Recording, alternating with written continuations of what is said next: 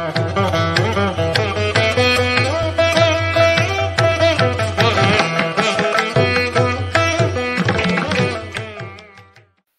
అండి. ఇప్పుడు నేను మహాభారతంలోని ఉద్యోగ పర్వంలో ప్రథమ శ్వాసాన్ని నేను పారాయణ చేస్తానండి. మీరు శ్రవణం చేయండి. వైశంపాయనుడు: జనమేజయ, పాండవుల భావి కార్య విధానాన్ని శ్రీకృష్ణునితో చర్చించిన వృత్తాంతాన్ని చెప్తాను విను. అభిమన్యుడి వివాహం అయిన 4 రోజులు గడిచాక ధర్మరాజు తమ్ములతోనూ పృథివింజుడు, శృతసేనుడు, శృతకీర్తి, శతానీకుడు, శృతకర్మలనే పాండవులతోనూ, భీముని పుత్రుడైన ఘటోత్కచుని, అర్జునుడు కుమారుడైన అభిమన్యుడు, ఇంకా ఎంతోమంది బంధువులతో విరాటుని సభాభవనానికి వెళ్ళాడు. వీరు కాక ఇంకా విరాటుడు, ద్రౌపదుడు, శ్రీకృష్ణుడు, బలరాముడు వివాహానికి వచ్చిన రాజులందరినీ ఆహ్వానించి కూర్చుని అనేక విషయాలు చర్చించుకున్నారు. అప్పుడు కృష్ణుడు లేచి వారందరితో ఇలా అన్నాడు: పాండవులు జోదంలో ఓడిపోయారు. శకుని మోసం వలన తన రాజ్యాన్ని కోల్పోయారు. శకుని కుటిలత్వాన్ని బయటపెట్టి యుద్ధం చేసి అప్పటికప్పుడే గెలుచుకోగలిగిన సమర్థులే అయినా కూడా జోదంలో పెట్టుకున్న నియమాన్ని కట్టుబడి అరణ్యవాసం, అజ్ఞాతవాసం పూర్తి చేశారు. దాంతో సత్యధర్మ నిరతి గలవారని, ఉదాత్తులని పాండవులకు పేరు తెచ్చుకున్నారు. అరణ్యవాసం 12 ఏళ్ళు, 1 ఏడాది అజ్ఞాతవాసం, ఆపదలన్నింటినీ సహించి నియమాన్ని పాటించారు.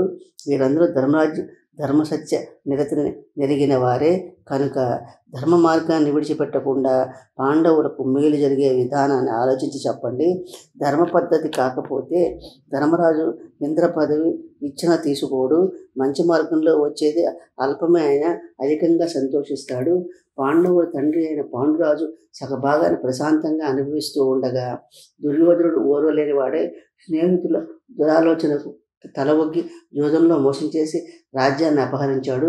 ధర్మరాజు మహానుభావుడని తెలిసి కూడా దుర్యోధనాదులు క్రూరంగా అవమానించారు. ఆయన ధర్మరాజు వాడిని పల్లెత్తు మాట అనకుండా సహించాడు. కనుక సభ్యులు కర్తవ్యాన్ని బోధించే ముందు ఈ పూర్వాపరాలన్నీ మనసులో పెట్టుకొని ఆలోచించండి.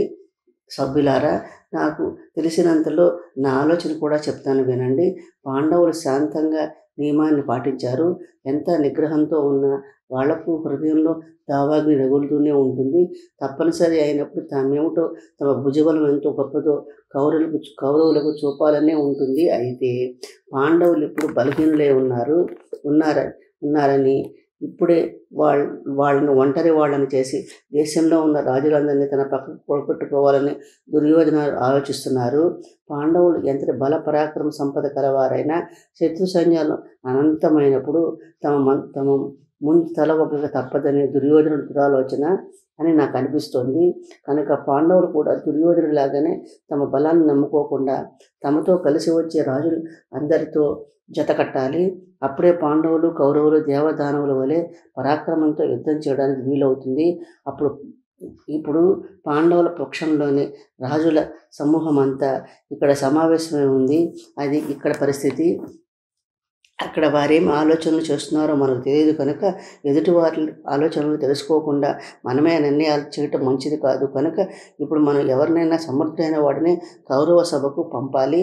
దుర్యోధనుడు పాండవుల భాగం ఇస్తాడా? సరే, ఇవ్వకపోతే ఏం చేయాలో అప్పుడే ఆలోచించవచ్చు. శ్రీకృష్ణుడు మాటలు విన్న బలరాముడు ఇలా అన్నాడు: శ్రీకృష్ణుడు చెప్పింది ఇరు పక్షాల వారికి మేలు కలుగజేస్తుంది. ఆ మార్గమే ధర్మబద్ధమైనది, శ్రేష్టమైనది కూడా. ఉభయుల్ని సమాధానపరచటమే మన కర్తవ్యం కూడాను. ఎందువలనంటే వాళ్ళు జోదంలో ఏ రాజ్య భాగానైతే ఓడిపోయారో దాన్నే ఇప్పుడు పాండవులు కోరటం న్యాయంగానే ఉంది. దుర్యోధనుడు కూడా తన సగంలో తృప్తి పడితే మంచిది. ఇందులో ఎవరూ నష్టపోరు. పాండవులు కూడా అయిపోయిన దాన్ని మర్చిపోయి బంధుత్వాన్ని కొనసాగిస్తారు. లోకం కూడా సంతోషిస్తుంది. కాబట్టి ఇక ఆలస్యం కాకుండా రాజుని తెలిసిన వాడిని, చక్కగా మాట్లాడగలిగిన వాడిని, వినయం తెలిసిన వాడిని, దుర్యోధన మనసు తెలుసుకొని బుజ్జగించి చెప్పగల సమర్థుడిని ఎంపిక చేసి దూతగా పంపడం మంచిది. ఎందువల్ల ఇంతగా చెప్తున్నానంటే ధర్మరాజు సౌమ్య స్వభావం కలవాడు. అందువల్లనే దుర్యోధనుడు అహంకారానికి సంకోచించి జోదంలో ఓడిపోయి కష్టాలు పడ్డాడు. అదే కాకుండా దుర్యోధనుడు ద్యూత విద్యలో ప్రవీణుడేమి కాదు, తనకు బదులుగా కపట జోదంలో ప్రవీణుడైన శకుని చేత ఆడించాడు. శకుని వేస్తున్న పందాలన్నీ గెలుస్తున్నా కూడా ధర్మరాజు తెలుసుకోలేకపోయాడు. అందువల్ల దుర్యోధనుని కూడా తప్పు పట్టలేము కనుక దూతగా వెళ్ళే రాయబారి దుర్యోధనుని నిందించకుండా వినయంగా మాట్లాడి పని చక్కబెట్టుకుని వచ్చేవాడై ఉండాలి. బలరాముడి మాటలకు సత్యకి కోపంతో ఇలా అన్నాడు. సాత్యకి, బలరాముడు ఇట్లా మాట్లాడడం తగునా? కాదు, ఇట్లా మాట్లాడడం అతను ఒక్కడికే తగును. అతడి మాటలకు తలలాడించే పెద్దలకు ఇది సబబుగా అనిపించవచ్చు. బలరామ, ఏమన్నావు? ధర్మరాజు ఇష్టపడి వేడుక కోసం జూదం ఆడా? దుష్ట చతుష్టయం మంతా కూడా బలుక్కుని మోసం చేయడమే పరమధర్మంగా పెట్టుకుని ధర్మరాజును జూదానికి పిలిపించలేదా? బలవంతంగా జూదం ఆడించి మోసంతో గెలుపొందడం ధర్మమని అనిపించుకుంటుందా? ధర్మరాజులో దోషం చూపించే సత్తా ఉన్న రాజొక్కడనైనా ఉన్నాడా? ధర్మరాజులో దోషం చూపించే సత్తా ఉన్న రాజు ఒక్కడైనా ఉన్నాడా? ఇందువలన ధర్మరాజు కన్నా పరమ ధార్మికుడు ముల్లోకాల్లో వెతికినా లేరు కనుక జోద నియమాన్ని పాటించి ఎవరి రాజభాగం వారు తీసుకోవాలని మొదట్లో చేసుకున్న ఒప్పందం. ఆ విధంగానే తమ తండ్రి వలన సంక్రమించిన రాజ్యభాగాన్ని పాండవులు తమ హక్కుగా పొందాలనుకుంటున్నారే కానీ యాచించరు. భుజబలం, దర్పము, గర్వము గల పాండవులు యుద్ధం చేసి రాజ్యరక్షణ పొందాలనుకుంటారే కానీ యాచించరు. ఒకవేళ నువ్వు చెప్పినట్లే యాచిస్తే మాత్రం శత్రువులు వారిని మెచ్చుకుంటారా? ఎట్టి పరిస్థితుల్లోనూ పాండవులు కౌరవులను యాచించరు. తమ భాగం ఇవ్వకపోతే యుద్ధం చేసి సాధించుకుంటారు. ఆ యుద్ధమే యథార్థమైతే నా వాడి బాణాలతో ఆ దుర్యోధనుని హతమారుస్తాను. భీమార్జునులతో సాటి అయిన వీరులు ముల్లోకాల్లో వెతికినా కనిపిస్తారా? వారితో పాటు నేను, నా సేనాపతులు కలిసి శత్రు భయంకరంగా యుద్ధాన్ని నడిపిస్తాము. శత్రుశరణల్ని తరిమి వేటాడతాము. నకుల సహదేవుల కుమారులు సమూహం పాంచాల వృష్టివంశ శ్రేష్ఠులు యుద్ధంలో దుర్యోధనాదులను తీర్చి చెండాడతారు.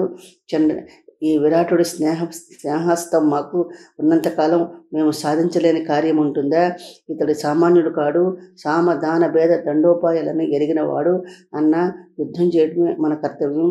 శాంతి వచనాల సమయం మించిపోయింది. మనం పంపే దూత ఎంత మాత్రం దైన్యాన్ని చూపకూడదు. పాండురాజు రాజ్యభాగం రాజోత్తముడైన ధర్మరాజు ఇష్టంతో వేడుకుంటున్నాడప్పుడు సగౌరవంగాను లోకధర్మానికి తగినట్లుగాను ఈ దుర్యోధనుడు ఇస్తే తీసుకుందాం. అట్లా కాకుండా పాండవుల దర్పానికి భిన్నంగా ఉండేట్లయితే దాని ఫలితం అతడు తప్పక అనుభవిస్తాడు. ద్రుపదుడు, సాత్యకి మాటలతో నేను ఏకీభవిస్తున్నాను. అంతేకాని బలరాముడు చెప్పినట్లు కాళ్ల బేరానికి పోవడానికి ససిమేర ఒప్పుకోను. దుర్యోధనుడు దుష్ట స్వభావం గలవాడు. భుజ పరాక్రమాలున్నాయని పిడిసి పడుతున్నాడు. మిత్రుడి సహాయంపై ఆధారపడుతున్న దుర్యోధనుడు రాజ్యభాగం ఇచ్చేందుకు ఇష్టపడడు. యుద్ధం వస్తే కానీ అతడికి బుద్ధి రాదు. ఇంకో మాట ఏమిటంటే దుష్టుల హృదయాల్ని మృదుమధురమైన మాటలు కరిగించవు. మంచిగా మాట్లాడటాన్ని అసమర్థత భావిస్తారు. భీష్మ ద్రోణాది పెద్దలంతా తిండికి కక్కుర్తిపడి దుర్యోధనుని దుర్బుద్ధి అని అనలేరు. ధృతరాష్ట్రుడు పుట్టుగుడ్డి మాత్రమే కాదు, పుత్రప్రేమ చేత కూడా గుడ్డివాడే, పేరాశ గలవాడు. కర్ణుడు మొదలైన దుష్టులంతా దుర్యోధనుని మంచివాడని పొగుడుతూ ఉంటారు. కాబట్టి దుర్యోధనుడు దుర్మార్గుడు అనడంలో ఎటువంటి సందేహం లేదు. ఎట్లాగో యుద్ధం జరగబోతుంది కనుక ఇప్పటి నుంచి శరణ్ని సమకూర్చుకోవడం మంచిది. మిత్రుల పిలవదగిన రాజులందరినీ కబురు చేయాలి. మనకన్నా ముందుగా దుర్యోధనుడు ఎంతమంది రాజులను తన పక్షాన చేర్చుకునే ప్రయత్నాలు మొదలుపెట్టి ఉంటాడో మనం వెంటనే దూతల్ని పంపి శల్యుడు, కేకేయుడు, దృష్టకేతుడు, జరాసంధుని కుమారుడు మొదలైన రాజులను వారి బంధువుల్ని స్నేహితుల్ని మన పక్కకు తిప్పుకోవాలన్నది నాకు తోచిన విధం. అట్లా అంటూనే పక్కనే కూర్చున్న బ్రాహ్మణుని చూపుతూ, ఇతడు నా ప్రధాన పురోహితుడు, ఇతని దూతగా ధృతరాష్ట్రుని వద్దకు పంపడం, భీష్మ ద్రోణుల సమక్షంలో దుర్యోధనుడితో మాట్లాడాల్సిన విషయాలన్నీ ఇతడికి చెప్పి పంపండి. ఇతడు గొప్ప రాజనీతిజ్ఞుడు, సమయం సందర్భం చూసుకొని తగిన విధంగా మాట్లాడగలిగిన నేర్పరి, ఇతడైతే స్నేహము, లాభము, గౌరవము చెడకుండా చక్కబెట్టుకుని వస్తాడు అని కూర్చున్నాడు. శ్రీకృష్ణుడు, ద్రౌపదుడు చెప్పిన విషయాలు బాగున్నాయి, ఆ విధంగానే చేద్దాము. నాకు పాండవుల గౌరవులు ఇద్దరు సమానమే. వారిద్దరూ సమర్థవంతంగా రాజ్యపాలన చేస్తుంటే చూసి సంతోషించే వాళ్ళు నేను ఒకడిని. పెళ్లికి రమ్మని ఆహ్వానించారు. ఇన్నాళ్ళు మీతో సంతోషంగా గడిపాము. ఇప్పటికే వచ్చి చాలా రోజులైంది. ఇక ద్వారకకు పోయి అక్కడ పనులు కూడా చక్కబెట్టుకోవాలి. ద్రుపద మహారాజా, మీరు మా అందరికీ గురుతుల్యులు. మీరు అటు ధృతరాష్ట్రుడికి, ఇటు భీష్మ ద్రోణాది పెద్దలందరికీ ఇష్టలు. నువ్వు నిర్మలమైన ఆలోచన సంపాదించగలవాడవు. పాండవుల పక్షాన ఎవరో ఒకరిని రాయబారిగా మీరే ఎన్నిక చేసి పంపండి. మీ మాటే మా అందరి మాట. మీరు చెప్పినట్టే పాండవుల రాజ్యభాగం వాళ్ళకి ఇవ్వకపోతే భుజబల గర్వం చేత భయంకరమైన అర్జునుడి కోపాగ్నికి కౌరవులందరినీ కాల్చి బూడిదలు చేస్తుంది. శ్రీకృష్ణుడు ఈ విధంగా తెలిపి ద్వారకు ప్రయాణమయ్యాడు. ద్రౌపదుడు, ధర్మరాజు, భీముడు, అతడి తమ్ముడు విరాటుడు వీడ్కోలు పలకగా బలరామాది యాదవ సమూహం అంతా కలిసి ద్వారకకు ప్రయాణమయ్యారు. వివాహానికి వచ్చిన రాజులంతా యుద్ధానికి తగిన ప్రయత్నాలు ప్రారంభించారు. ద్రౌపద, విరాటులు కూడా యుద్ధ ప్రయత్నాలు ముమ్మరం చేశారు. పాండవులు కూడా సంతోషంతో తమకు అనుకూలమైన రాజుల వద్దకు దూతలను పంపి యుద్ధ ప్రయత్నాల్లో నిమగ్నులయ్యారు. ద్రౌపదుడు తన పురోహితుని దూతగా పంపుట. ద్రౌపదుడు, బ్రాహ్మణోత్తమ, నువ్వు నాకు అప్తుడవు, సమయస్ఫూర్తి కలవాడవు. నీకు ఇతరుల హృదయాల్లోని భావాలను తెలుసుకునే నేర్పు ఉంది. ఉన్నత వంశాన్ని అభివృద్ధి చేయగల సమర్థుడవు, పుణ్యాత్ముడువు, నాకు ప్రియమిత్రుడవు. అందువల్ల నేను చేయాల్సిన పనిని నువ్వు నెరవేర్చిపెట్టు. నీ నేర్పు అంతా చూపి ధృతరాష్ట్రుని ఒప్పించి కార్యం సానుకూలం చేసుకొని రావాలి. నేను చెప్పే మాటలు బాగా గుర్తుపెట్టుకో. ధృతరాష్ట్రుడి పెద్ద కొడుకు దుర్యోధనుడు పరమలోభి, కపటి. ఎవరికైనా సరే పాండవుల వాటాను అపహరించాలని చూస్తూ ఉంటాడు. నువ్వు ధర్మరాజు స్వభావం ఎరిగిన వాడవు కదా. అతడు దుర్యోధన స్వభావానికి పూర్తిగా వ్యతిరేకము. నువ్వు ముందుగా ధృతరాష్ట్రుని వద్దకు పోయి ధర్మయుక్తంగా పాండవుల భూభాగాన్ని నిమ్మని అడుగు. నువ్వు మాట్లాడే తీరును బట్టి అతడి పక్షాన ఉండే రాజులను కూడా మనకు అనుకూలంగా చూసుకోవచ్చు. అనగా ఇంతవరకు వారి వైపున ఉన్న వారి అభిమానాన్ని నువ్వు తప్పకుండా మన వశం చేసుకోగలుగుతావు. ద్రోణుడు, భీష్ముడు మొదలైన వారంతా యుద్ధానికి ఇష్టపడరు కనుక నువ్వు నేర్పుగా మాట్లాడితే భీష్మ ద్రోణాదులు కూడా దుర్యోధనుని ఒప్పించగలుగుతారు. అప్పుడు లోకమంతా నీ రాజనీతికి నివ్వెరపోతుంది. ఇన్నాళ్ళు పాండవుల వద్ద పడ్డ కష్టాలని బంధువులందరికీ తెలిసేటట్లుగా చెప్పు.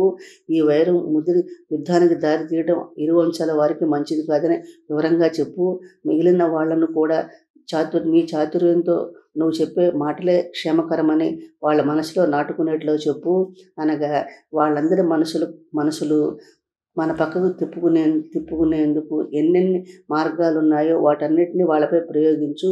విరాటుడు కొలువులో ఉన్నప్పుడు కృష్ణాదుల అభిప్రాయాలనే విన్నావు కదా. అందుకు తగినట్లుగా మాట్లాడు. నువ్వు మాట్లాడేటప్పుడు ధృతరాష్ట్రుడు, అతడి కొడుకులు, భీష్మ ద్రోణాది పెద్దల మనసులో ఏమనుకుంటున్నారో తెలుసుకుని రావాలి. అదృష్టవశాత్తు దుర్యోధనుడు మనం కోరినట్లు అంగీకరిస్తే ఇది అందరికీ సంతోషపడుతుంది. అంతటా బ్రాహ్మణుడు ద్రౌపదుని వద్ద సెలవు తీసుకుని అటు పిమ్మట పాండవులు అనుజ్ఞ పొంది వారిచే సన్మానించబడి హస్తినకు బయలుదేరాడు. దుర్యోధనుడు, అర్జునుడు శ్రీకృష్ణుని సందర్శించుట. హస్తినాపురంలో దుర్యోధనుడు రాజులందరి వద్ద సహాయాన్ని కోరుతూ దూతలను పంపాడు. శ్రీకృష్ణుడి వద్ద కూడా ఎవరో ఒక దూతగా పంపటమా లేక తానే స్వయంగా వెళ్ళటమా ఆలోచించి తానే స్వయంగా కొంతమంది పరివారంతో కలిసి ద్వారకకు వెళ్ళాడు. ఆ రోజే అర్జునుడు కూడా శ్రీకృష్ణుడు చూసేందుకు ద్వారకకు వచ్చాడు. ఆ సమయంలో శ్రీకృష్ణుడు నిద్రపోతున్నాడు. దుర్యోధనుడు వెళ్ళి తల పక్కనే ఉన్న ఉన్నతాసనంపై కూర్చున్నాడు. ఇంతలో అర్జునుడు కూడా వచ్చాడు. అట్లాగే నిద్రలేచే వరకు వినయంగా నిలబడ్డాడు. శ్రీకృష్ణుడు నిద్రలేచి అర్జునుడు ముందుగా చూశాడు. దుర్యోధనుడు తల పక్కన ఉండటం వలన ఆ తర్వాతనే చూడటం జరిగింది. అయితే మర్యాదగా వారిద్దరిని గౌరవించాడు. ఆ తర్వాత మీరు వచ్చిన పని ఏమిటో చెప్పండి అని అడిగాడు. దుర్యోధనుడు ఇలా అన్నాడు, యుద్ధం తప్పేట్లేదు. నీ సహాయం కోరి వచ్చాను. నీకు మేమిద్దరం బంధువులమే కదా. నువ్వు నాకు దగ్గర బంధువు కాబట్టి ముందుగా నిన్ను చూడాలని వచ్చాను. సత్పురుషులు ఎప్పుడు ముందుగా వచ్చిన వారినేగా ఆదరిస్తారు. నువ్వు సత్పురుషుడు అని లోకమంతా నిన్ను పూజిస్తారు. కాబట్టి లోకాచారాన్ని గౌరవించి నాకు సహాయపడాలి అన్నాడు. అప్పుడు శ్రీకృష్ణుడు ఇలా అన్నాడు, దుర్యోధన, నువ్వే ముందు వచ్చావు నిజమే. అయితే నేను అర్జునుని ముందుగా చూశాను కాబట్టి మీ ఇద్దరికీ గౌరవంగా సహాయపడటం మంచిది. అందువల్ల ఒక విభాగం చేస్తాను. మీ ఇద్దరు మీకేది ప్రియమో దాన్నే కోరుకోవచ్చు. అది ఎట్లాగంటే యుద్ధ నైపుణ్యం తెలిసిన వారు, భుజగర్వం చేత మనోహరమైన ఆకారాలు గలవాళ్ళు, అనేక ఆయుధాలు ప్రయోగించడంలో నేర్పరులైన గోపాలకులు 10,000 మంది ఉన్నారు. వారంతా నా అంతటి సమర్థులే. నారాయణ నామధేయులైన గోపాలురంతా యుద్ధం చేస్తారు. నేను ఆయుధాల జోలికి పోకుండా మేలు కోరుతూ ఒకచోట కూర్చుంటాను. ఆ 10,000 మంది నారాయణ నామధేయులైన గోపాలకులు ఒక పక్షం, నేనొక్కడనే ఒక పక్షం. ఈ 2 విభాగాలలో ఏది ఇష్టమో చెప్పండి. మొట్టమొదటి చిన్నవాడు కోరుకోవడం న్యాయము. అర్జునుడు శ్రీకృష్ణుని సహాయాన్ని కోరుట అని పలికిన శ్రీకృష్ణుడు, మీ ఇద్దరిలో చిన్నవాడైన అర్జునుడు కాబట్టి ముందుగా నువ్వే కోరుకోమని అర్జునుడితో అన్నాడు. అప్పుడు ఆ మాట వినగానే అర్జునుడు సంతోషంగా శ్రీకృష్ణుని కోరుకున్నాడు. 10,000 మంది గోపకుల్ని కూడా కాకుండా కృష్ణుని కోరుకున్నందుకు అర్జునుడు అమాయకత్వం తలుచుకున్న దుర్యోధనుడు మనసులో పొంగిపోయాడు. తన నోరు తెరవక ముందే తనకు కావాల్సిన దక్కినందుకు ఎగిరి గంతేశాడు. శ్రీకృష్ణుడు తప్పించి మిగిలిన సైన్య విభాగాన్ని తీసుకుని సంతోషంగా బలరాముడి సౌధానికి వెళ్ళాడు. అప్పుడు బలరాముడు ఇలా అన్నాడు, దుర్యోధన, అభిమన్యుడి వివాహానికి వెళ్ళినప్పుడు మీ ప్రసక్తి వచ్చింది. అప్పుడు నేను మీ పక్షానే మాట్లాడాను. నువ్వు ఈ మాట వినలేదా? చాలామంది నన్ను వ్యతిరేకించి పాండవ పక్షాన మాట్లాడారు. అప్పుడు కూడా శ్రీకృష్ణుడు నన్నే సమర్థించాడు. అప్పుడు వాళ్ళకి మళ్ళీ నేను నోరు పారేసుకోవడం ఇష్టం లేక వచ్చేశాను. ఎవరన్నీ అన్నా నేను శ్రీకృష్ణుని విడిచి ఒక క్షణం కూడా ఉండలేను. కనుక మీరు యుద్ధమే పరిష్కారం అనుకుంటే నేను మాత్రం ఎవరి పక్షాన యుద్ధం చేయను, తటస్థంగా ఉండిపోతాను. ఇది ముమ్మాటికి నిజం అన్నాడు. బలరాముడి నిర్ణయానికి దుర్యోధనుడు సంతోషించాడు. బలరాముడి వద్ద వీడ్కోలు తీసుకుని బయలుదేరి కృతవర్మ దగ్గరికి వెళ్ళాడు. కృతవర్మ ఒక అక్షోహిణి సేనతో సహాయపడతానని వాగ్దానం చేశాడు. అక్కడి నుండి సంతోషంగా హస్తినాపురానికి వెళ్ళాడు. ఆ తర్వాత శ్రీకృష్ణుడు అర్జునుడితో ఇట్లా అన్నాడు, దుర్యోధనుడు అధిక పరాక్రమవంతులైన 10,000 మంది యోధుల్ని కోరుకోగా యుద్ధం చేయని నన్ను కోరుకోవడం వల్ల పొరపడ్డావేమో అనిపిస్తోంది. ఎందుకంత తెలివి తక్కువ నిర్ణయం తీసుకున్నావు అని శ్రీకృష్ణుడు అర్జునుడు అన్నాడు. కృష్ణ, విను, నేను యుద్ధానికి నీ సహాయం కోరను. ఎందువల్లంటే యుద్ధంలో విజయం సాధించినప్పుడు నాకంటే ఎక్కువ పేరు ప్రఖ్యాతులను నువ్వే గెలిచావంటారు. అదీ కాకుండా నువ్వే ప్రతిపక్షంలో ఉంటే నిన్ను గెలవడం అసంభవం. అందువల్ల విజయానికి అవసరమైన నీ స్నేహాన్ని కోరుకున్నాను. ఓ కృష్ణ, నీ అపారమైన కృప మా వైపు చూపు. నువ్వు నాకు సారథిగా ఉండాలన్నది నా చిరకాల వాంఛ. ఆ కోరిక ఇప్పుడు తీర్చు అన్నాడు. అంతటి శ్రీకృష్ణుడు సంతోషించి, పాపరహితుడా, నీ కోరిక తీర్చడం నా వ్రతం. ఈ మహాసంగ్రామంలో నేను నీకు సారథ్యం చేస్తాను అని అభినందిస్తూ అర్జునుడిని వెంటబెట్టుకుని జరగబోయే యుద్ధ ప్రణాళికలను గురించి ధర్మరాజాతులతో ఆలోచించేందుకు అర్జునుడితో కలిసి బయలుదేరాడు. తర్వాత శల్యుడు తన పరివారంతో పాండవులను చూసేందుకు బయలుదేరాడు. దుర్యోధనుడు శల్యుడిని సహాయం కోరుట. పాండవులు పంపిన దూతలు సాకల్యపురం వెళ్ళి శల్యుడిని కలుసుకుని యుద్ధంలో సహాయం చేయమని కోరారు. పాండవుల ఆహ్వానం సంతోషంగా అంగీకరించాడు శల్యుడు. మంత్రుల్ని, పుత్రుల్ని, చతురంగ బలాల్ని వెంటబెట్టుకుని ఉపప్లావ్యపురానికి బయలుదేరాడు. దుర్యోధనుడు చారుల ద్వారా ఈ వార్త తెలుసుకున్నాడు. శల్యుని సహాయం పాండవులకు చేరకుండా తమ పక్షానికి తిప్పుకోవాలని మంత్రాంగం పన్నాడు. వెంటనే సమర్థమైన మంత్రుల్ని వెంటబెట్టుకుని శల్యుడు ప్రయాణం చేసే మార్గంలో అతని విశ్రాంతి తీసుకునేందుకు భారీగా ఏర్పాట్లు చేశాడు. దారి పొడుగున చలువ పందిళ్లు వేయించాడు. నిర్మలమైన మంచినీరు దొరికే నడబావును తవ్వించాడు. 3 వరుసలో ఉండేట్లుగా గజశాలని, అశ్వశాలని నిర్మించాడు. విశాలమైన ఆస్థాన మంటపాలు నిర్మించాడు. బియ్యం, పప్పు, ఉప్పు, కూరగాయలు, పెరుగు, నెయ్యి, వంటకట్టెల్ని నిల్వ ఉంచాడు. పశుగ్రాసానికి పచ్చగడ్డి, ఉలవలు, ఒకటేమిటి సకల సంబరాలు సిద్ధం చేశాడు. ఎవరికంటా పడకుండా దుర్యోధనుడు అక్కడే తచ్చాట్లాడాడు. ఈ విధంగా ప్రయాణంలో రవ్వంతు కూడా శ్రమ తెలియకుండా ఉండేందుకు చేసిన ఏర్పాట్లు చూసి శల్యుడు చాలా సంతోషించాడు. సంతోషం పట్టలేక, ఇక్కడ పని చేస్తున్న పాండవుల మంత్రులు ఎవరైనా ఉంటే పిలిపించండి, వారిని గౌరవించడం నా ధర్మం అన్నాడు. ఈ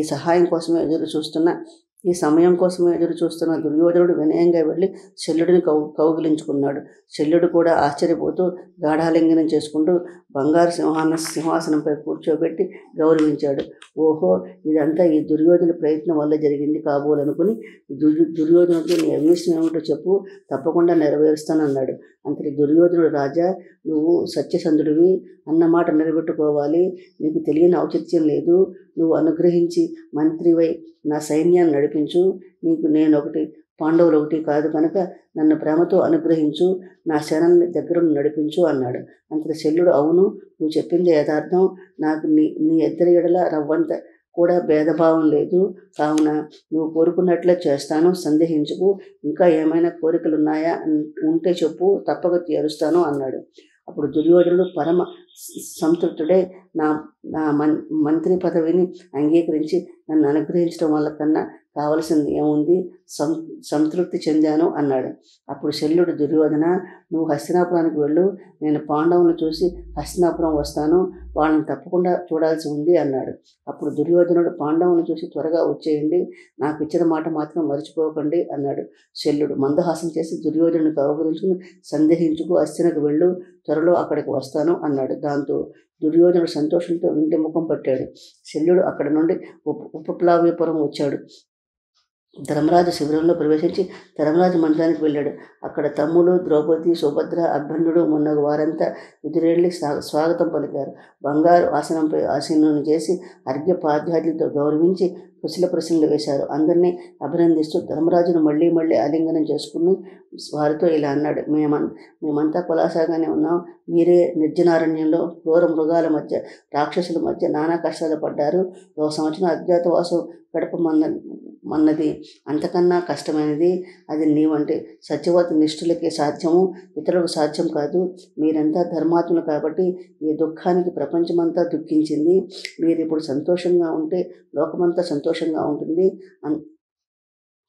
ఇలా కొంతసేపు కుశల ప్రశ్నలు అయిన తర్వాత దారిలో దుర్యోధనుడు కలిసిపోవటము, తను సైన్యానికి మంత్రిగా ఉండమని కోరటము, అందుకు తాను అంగీకరించడము ఉన్నట్లుగా చెప్పాడు.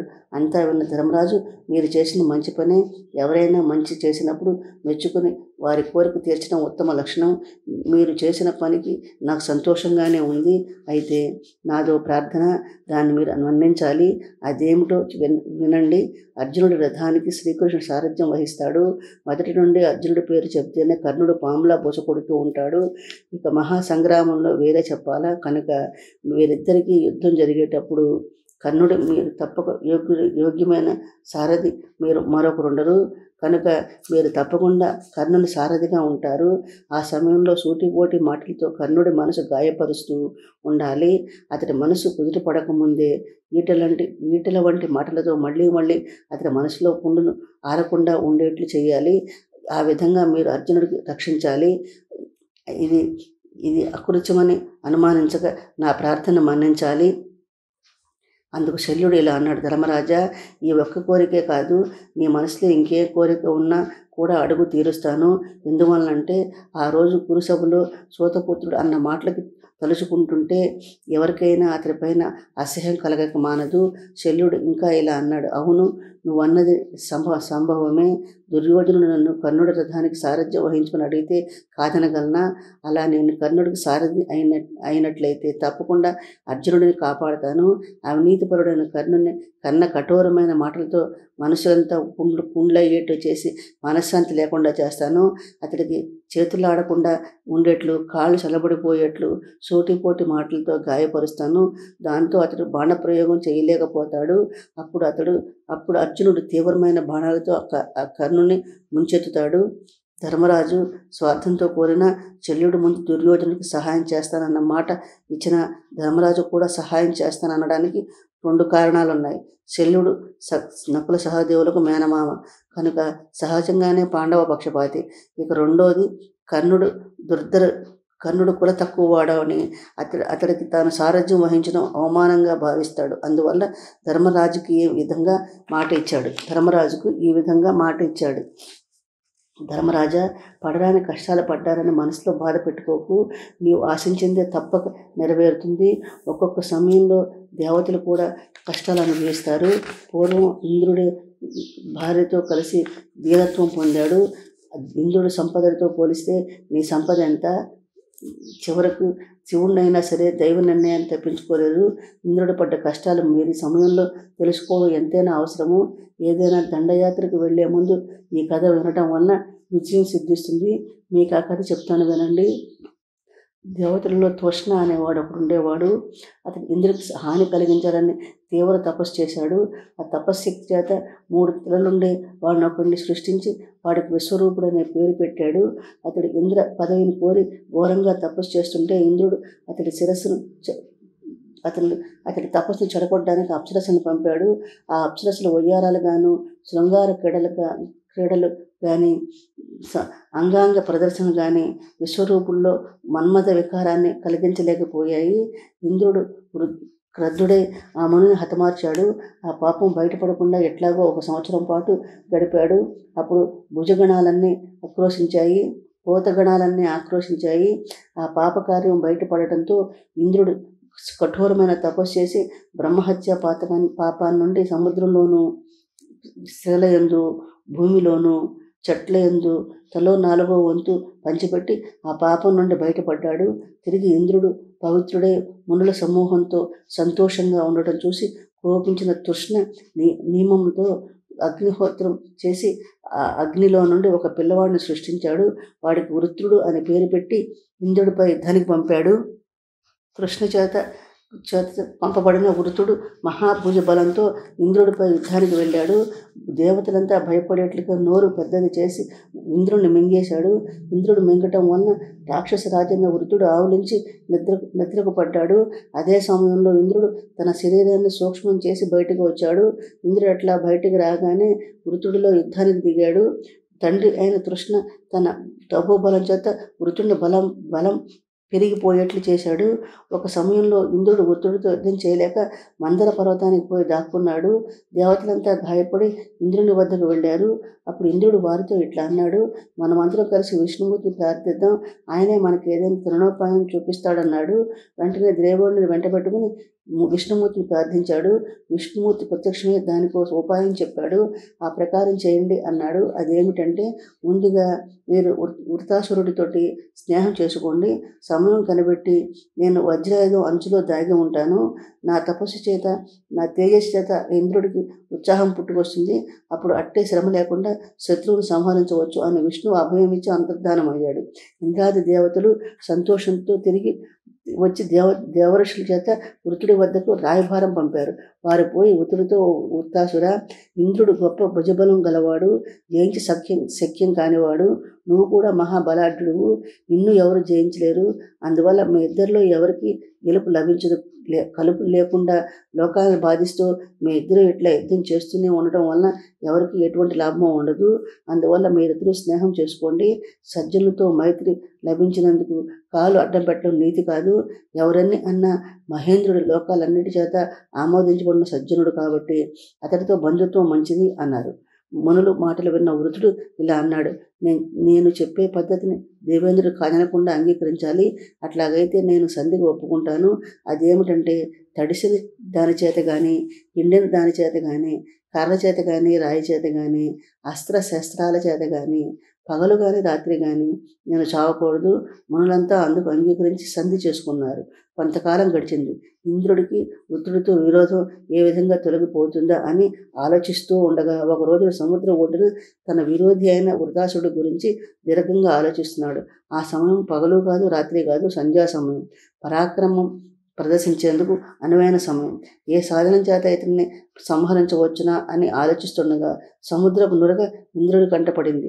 అప్పుడు అతడు ఆ నురగను తడిది కాదు, పొడిది కాదని అంటూ వజ్రాయుధాన్ని ఆ నురగలో ముంచి వేగంగా పోయి వృత్రుడితో తలపడే సమయంలో విష్ణుమూర్తి తన తేజస్సును ఆ నురగలో ప్రవేశపెట్టి ఆ వృత్రుడిని సంహరించాడు. ఇంద్రుడు భక్తితో విష్ణుమూర్తిని మనసులో పూజించాడు. లోకాలన్నీ ఊపిరి పీల్చుకున్నాయి. ఈ విధంగా శత్రువును సంహరించి నగరానికి వచ్చాడు. అప్పుడు పంచభూతాల సమూహము ఇట్లా బ్రహ్మహత్య చేయవచ్చునా అని నిలదీశాయి. వెంటనే రాజసంపద నశించింది. వెంటనే ఇంద్రుడు దీనుడై నిషిధ పర్వతానికి పోయి దాక్కున్నాడు. ఇంద్రుడి స్థితికి దేవతలంతా కలత చెందారు. వెంటనే దేవరాజ్యానికి అర్హుడెవరా అని ఆలోచించి నహుష చక్రవర్తియే సరియైన వాడన్న నిర్ణయానికి వచ్చారు. వెంటనే దేవతా సమూహం అంతా మనులతో కలిసి వెళ్ళి నహుషుని కలుసుకుని ఇంద్రుని వృత్తాంతాన్ని తెలిపారు. దేవతల సమూహం చెప్పిందంతా విన్న నహుషుడు, నేను మానవ మాత్రుణ్ణి, ఈ పదవికి అవసరమై గొప్పతనం నాలో లేదు కనుక నన్ను బాధ పెట్టకండి అన్నాడు. దేవతలు అంతటితో ఊరుకోకుండా యముడు, వరుణుడు మొదలైన దేవతలంతా వచ్చి తమ శక్తిని, ప్రభావాన్ని మహర్షుల సమక్షంలో పంచి ఇచ్చారు. దిక్పాలకుల మహత్యంతో నహుషుడు మహా తేజస్సు సంపన్నుడయ్యాడు. అప్పుడు వారంతా సగౌరవంగా స్వర్గరాజ్యానికి అభిషేకం చేశారు. గరుడ, గంధర్వ, కిన్నెర, కింపురుష దేవతలందరూ అందరి నుండి తేజస్సు పుచ్చుకున్నాడు. ఆ విధంగా నహుష మహారాజు మానవులకు సాధ్యం కాని దేవేంద్ర పదవి పొందాడు. ఈ సంతోష సమయంలో నారద తుంబూరాది గానం చేశారు. రంభ, ఊర్వశి, మేనక ఆది అప్సరస స్త్రీలతో భోగాలు అనుభవిస్తూ ఉండగా కొంతకాలానికి మదం, అహంకారం నహుష మహారాజు తలకెక్కాయి. కామపరాధీనుడయ్యాడు. కళ్ళు మూసుకుపోయాయి. ఒక రోజున శచీదేవిని చూశాడు. ఆమె అందానికి మనసు పట్టు తప్పింది. తాను స్వర్గానికి అధిపతినన్న గర్వంతో మిడిసిపడుతూ, స్వర్గరాజ్య లక్ష్మియే నాకు వశమైనప్పుడు ఇంద్రాణికి కూడా నాదే అవుతుంది కదా అని భావించి ఆమెను తన అంతఃపురానికి రమ్మన్నాడు. భయభ్రాంతులైన శచీదేవి బృహస్పతి వద్దకు వెళ్ళి నహుషుడి నుండి కాపాడమని శరణు కోరింది. బృహస్పతి ఆమెకు అభయం ఇచ్చాడు. నీకు కీడు జరగకుండా కాపాడుతానని ఊరడించాడు. అంతేకాదు ఇంద్రుని దగ్గర స్వర్గానికి అధిపతినిగా చేస్తానని ధర్మం ధైర్యం చెప్పి పంపాడు. శచీదేవి రాకుండా బృహస్పతి అడ్డుపడుతున్నాడని తెలుసుకున్న నహుషుడు మండిపడ్డాడు. దేవతలు మునులు నహుషుడికి నచ్చజెప్పారు. నహుషుడు వాళ్ళతో ఇలా అన్నాడు. పూర్వం ఇంద్రుడు గౌతమ ముని భార్య అహల్యను పొందినప్పుడు వీరంతా అతడికి ఎందువల్ల నచ్చజెప్పలేదని వాళ్ళ మీద విరుచుకుపడ్డాడు. దాంతో మునులంతా బృహస్పతి దగ్గరికి పోయి నహుషుడు వృత్తాంతాన్నంతా చెప్పారు. ఓ బృహస్పతి, నహుషుడు ఇప్పుడు దేవేంద్ర పదవిలో ఉన్నాడు కావున అతడికి కోపం తెప్పించడం లోకాలకి దేవతలకు మంచిది కాదని చెప్పారు. మునుల మాటలు విన్న శచీదేవి దుఃఖంతో బృహస్పతితో ఇలా అన్నది. గురుదేవ, ఇన్నాళ్ళు మీరంతా నన్ను పరమ పవిత్రురాలనని చెప్తూ ఉండేవారు కదా, అవన్నీ కల్లబల్లి మాటలేనా? నన్ను నహుషుడి దగ్గరికి పంపడం పాపకార్యం కానీ దోషంతో కూడుకున్నదని మీకు అనిపించడం లేదా అన్నది. శచీదేవి మాటలకు విన్న బృహస్పతి వెటకారంగా నవ్వుతూ, అవునవును, పంపినవాడు సాక్షాత్తు నహుష మహారాజే, మరి ఆయన మాటలు మోసుకొచ్చిన వారు మాత్రం సామాన్యుల అందువల్ల నహుషుడి మాట నగ్గాల్సిందే కనుక ఆమెను తీసుకువెళ్ళి దేవేంద్ర పదవిలో ఉన్న నహుషుడికి సమర్పించండి అన్నాడు. బృహస్పతి మాటలు విన్న శచీదేవి, గురువు గారు, ఇన్నాళ్ళు మీరు శచీదేవి అంటే శుచి అని కదా చెప్తూ వచ్చారు. మీ మాటలు అసత్యం కారాదు కనుక నన్ను కాపాడండి అన్నది. దేవతలంతా ఈ గండం గడిచే మార్గం చెప్పమని బృహస్పతిని వేడుకున్నారు. బృహస్పతి వారితో, శచీదేవి నహుషుడి వద్దకు వెళుతుంది. ఏదో ఒక కారణం చెప్పి కొంతకాలం గడువిమ్మని అడుగుతుంది. ఈలోగా మనమంతా కలిసి దేవేంద్రుడిని తిరిగి రప్పించే ప్రయత్నం చేద్దాము అన్నాడు. అంతటి శచీదేవి నహుషుడి వద్దకు వెళ్ళి, నహుష మహారాజా, ఇప్పుడు ఇంద్రుడు ఉన్నాడో లేడో తెలియటం లేదు. కొన్నాళ్ళ వ్యవధి ఇస్తే అతడు లేడని నిర్ధారణ చేసుకుని ఆ పైన నీ దగ్గర శాశ్వతంగా ఉండిపోతాను. అందువల్ల కొన్నాళ్ళ పాటు నాకు గడువివ్వు అన్నది. నహుషుడు సరే నిర్ధారణ చేసుకుని రమ్మని గడివించి పంపాడు. ఈలోగా దేవతలంతా కలిసి శ్రీ మహావిష్ణువు వద్దకు వెళ్ళి ఇంద్రుని పాప విముక్తుని చేయమని ప్రార్థించారు. అప్పుడు ఇంద్రుడు అశ్వమేధ యాగం చేయమని, దానివల్ల పాప నివారణ అవుతుందని చెప్పి పంపాడు. దేవతలంతా కలిసి ఇంద్రుడి చేత అశ్వమేధ యాగం చేయించారు. దాంతో ఇంద్రుడు పాప విముక్తుడయ్యాడు. తిరిగి తన నగరానికి వెళ్ళి నహుషుని కలుసుకున్నాడు. అశ్వమేధ యాగం చేసిన పాపాన్ని తొలగించుకున్న ఇంద్రుడు పూర్తిగా తన బలాన్ని పొందలేకపోయాడు. అందువల్ల నహుషుడి తేజస్సు ముందు నిలబడలేక వణికిపోయాడు. ఆ భయంతో దేవేంద్రుడు మళ్ళీ ఎక్కడికో పారిపోయాడు. భర్త మళ్ళీ పారిపోవడంతో శచీదేవి దుఃఖంతో ఆ రాత్రంతా ఉపశృతిని ఆరాధించింది. ఉపశృతి ప్రత్యక్షం కాగా దుఃఖార్తి అయిన శచీదేవి ఆమెను ఎవరు నువ్వు అని అడిగింది. అందుకు ఉపశృతి, ఓ శచి, నీ పాతివర్త్యానికి భక్తికి మెచ్చాను. నేనే ఉపశృతిని. నీ భర్తను నీకు చూపిస్తాను, నాతోరా అంది. ఉపశృతి ఆమెను వెంట పెట్టుకుని మహాలయాలకు ఉత్తరాన ఉన్న ముంజివంతం అన్న పర్వతం పైకి తీసుకుని వెళ్ళింది. అక్కడ 100 యోజనాల విస్తీర్ణంలో ఉన్న సరోవరం ఒకటి ఉంది. ఆ సరోవరంలో పంచవర్ణాల్లో ఉండి చక్కగా వికసించిన పద్మాలున్నాయి. అందులో ఒక పద్మనాళంలో నుండి శచీదేవి తన వెంట తీసుకుని వెళ్ళి సూక్ష్మరూపంలో ఇంద్రుని చూపించి ఉపశృతి అదృశ్యమైంది. భర్తను చూసి శచీదేవి ఆశ్చర్యంతో అతడి అతడికి సత్కరములన్నిటినీ కీర్తించింది. ఇంద్రుడు భార్యను చూసి చాలా సంతోషించి దగ్గరగా తీసుకుని, ఉత్తమురాల, ఇన్ని కష్టాలకు ఓర్చుకుని వచ్చిన నీ పని ఏమిటి? ఇంత దూరం ఎట్లా రాగలిగావు అని అడిగాడు.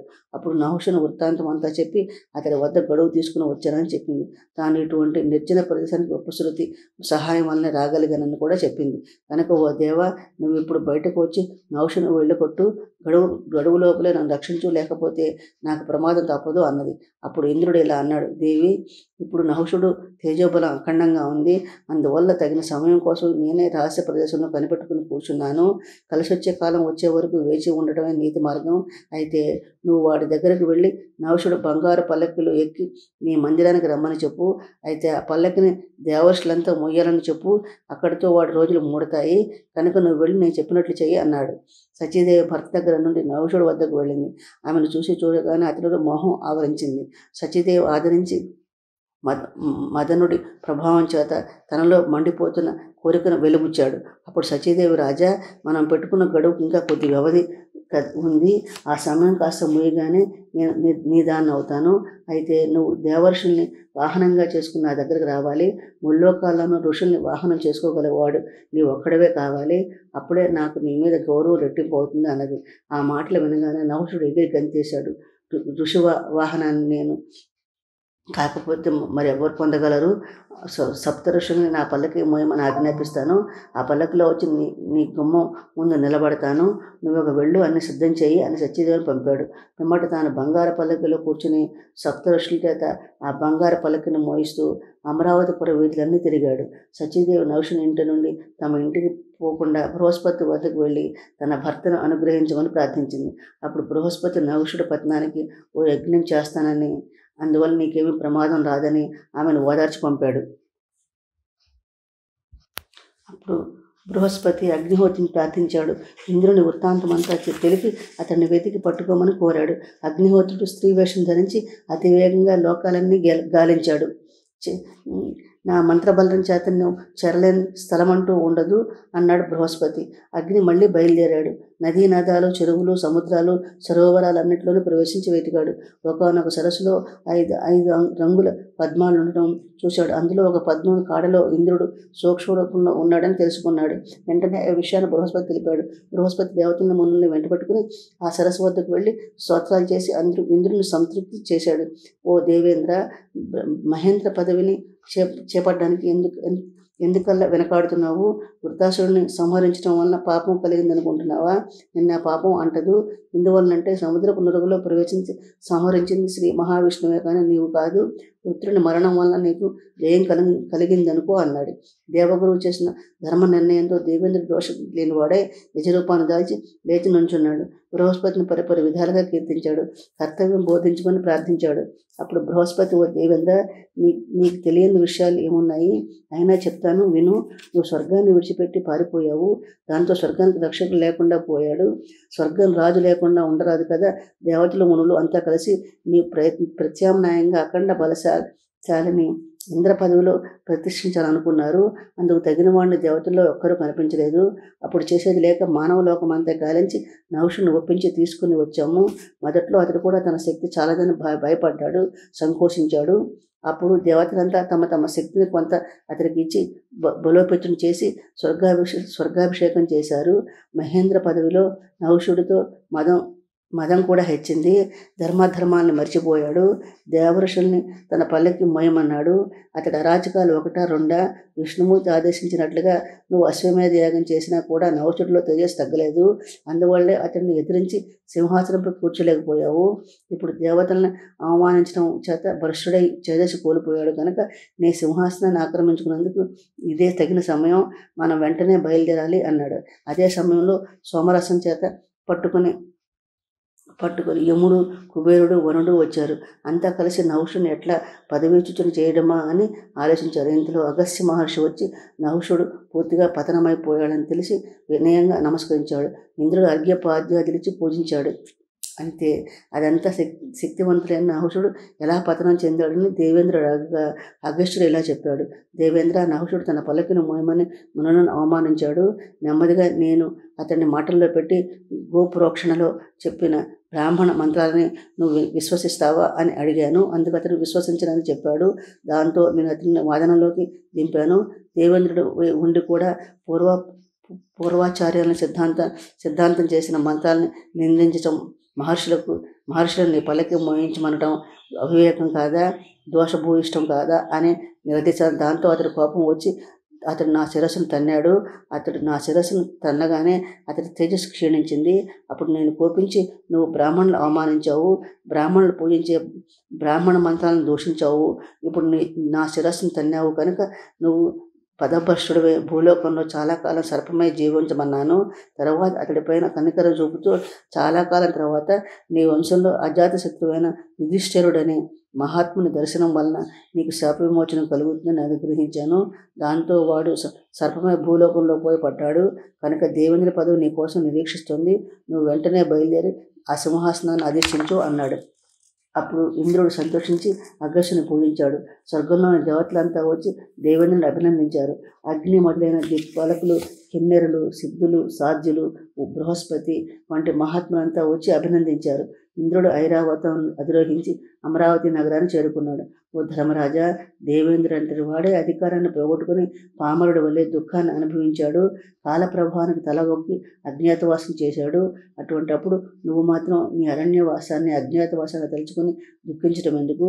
ఎటువంటి వారైనా కాలప్రభావానికి తల ఒగ్గాల్సిందే కదా అని శల్యుడు ధర్మరాజును ఓదార్చాడు.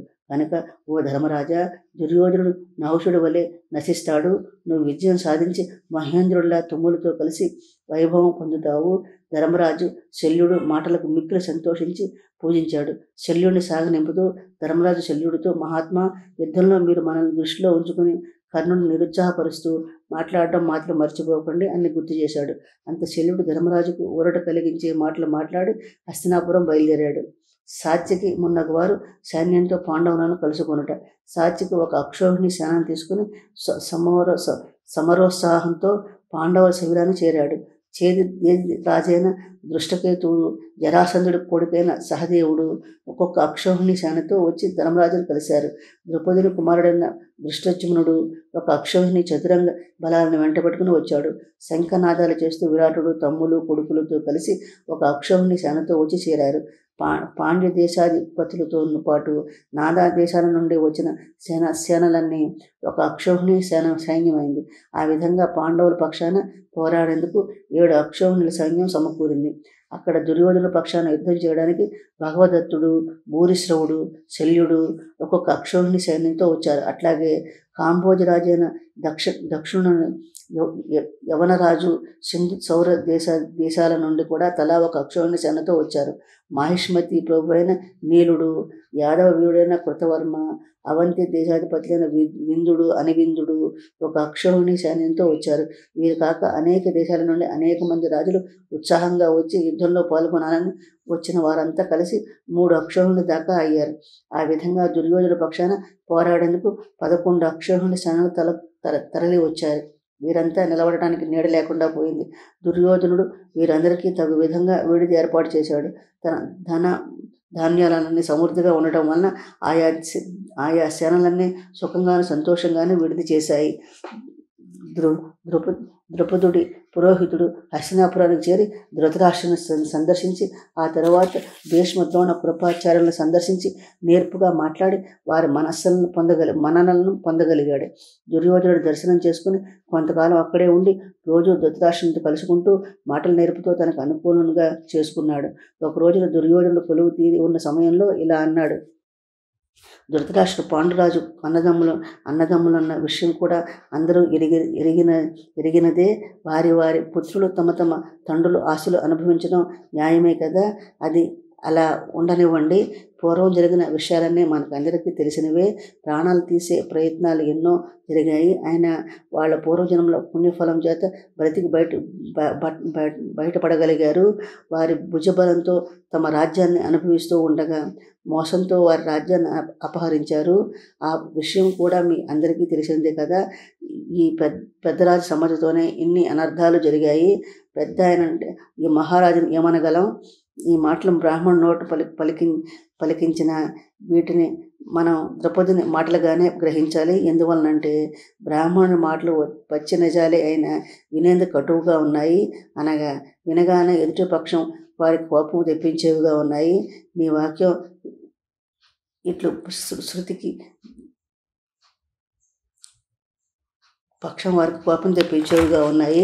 స్త్రీ అని అయినా చూడకుండా ద్రౌపదిని సభలో ప్రజలంతా చూస్తూ ఉండగా ఆమె కట్టుకున్న వస్త్రాన్ని విప్పడం, పాండవుల సంపదని హరించడం, అరణ్యాల్లో నానా కష్టాలు పడేట్లుగా చేయటం, అజ్ఞాతవాసం సమయంలో దుర్భరంగా దీనంగా కష్టాలు అనుభవించిన కూడా పాండవులు ఈ సంధి ప్రయత్నం చేస్తున్నారంటే వారి సాహసాన్ని మెచ్చుకోవాల్సిందే. ఈ కౌరవుల ప్రవర్తన, పాండవుల తీరు మీరంతా పక్షపాతం లేకుండా ఆలోచించి ధృతరాష్ట్రుడు తగిన విధంగా బుద్ధి చెప్పడం మంచిది. పాండవులు కౌరవులతో యుద్ధాన్ని కోరుకోవడం లేదు. ఎందువలనంటే అటువంటి మహాయుద్ధం వలన అపారమైన జననష్టం కలుగుతుంది. అంత మాత్రం చేత పాండవులను బలహీనులుగా ఎంచుకోవద్దు. వాళ్ళ ధర్మాత్ములు కావటం వల్లనే నియమాలన్నీ పాటించి న్యాయాన్ని కోరుతున్నారు. పెద్దలారా, పాండవుల సైనిక బలం 7 అక్షోహిణులు, కౌరవుల సైనిక సంపద 11 అక్షోహిణులు. అందువల్ల కౌరవుల కన్నా పాండవుల బలహీనులని అనుకుంటారేమో, అలా కాదు. ఎందువలనంటే భుజ పరాక్రమాల్లో భీమసేనుడు, సాహస కార్యాలు సాధించడంలో సాత్యకి, మహాయుద్ధం సంభవించినప్పుడు 1000 అక్షోహిణులు పెట్టని తెలుసుకోండి. ఒక గాంధీవ యుద్ధ నైపుణ్యాన్ని గురించి ఆలోచిస్తే ఎవరైనా అతడితో ఢీకొనాలని ప్రయత్నిస్తే అది పొట్టేలు కొండను ఢీకొన్నట్లే ఉంటుంది సుమా. నేను చెప్పేది అతిశయోక్తి ఎంత మాత్రము కాదు.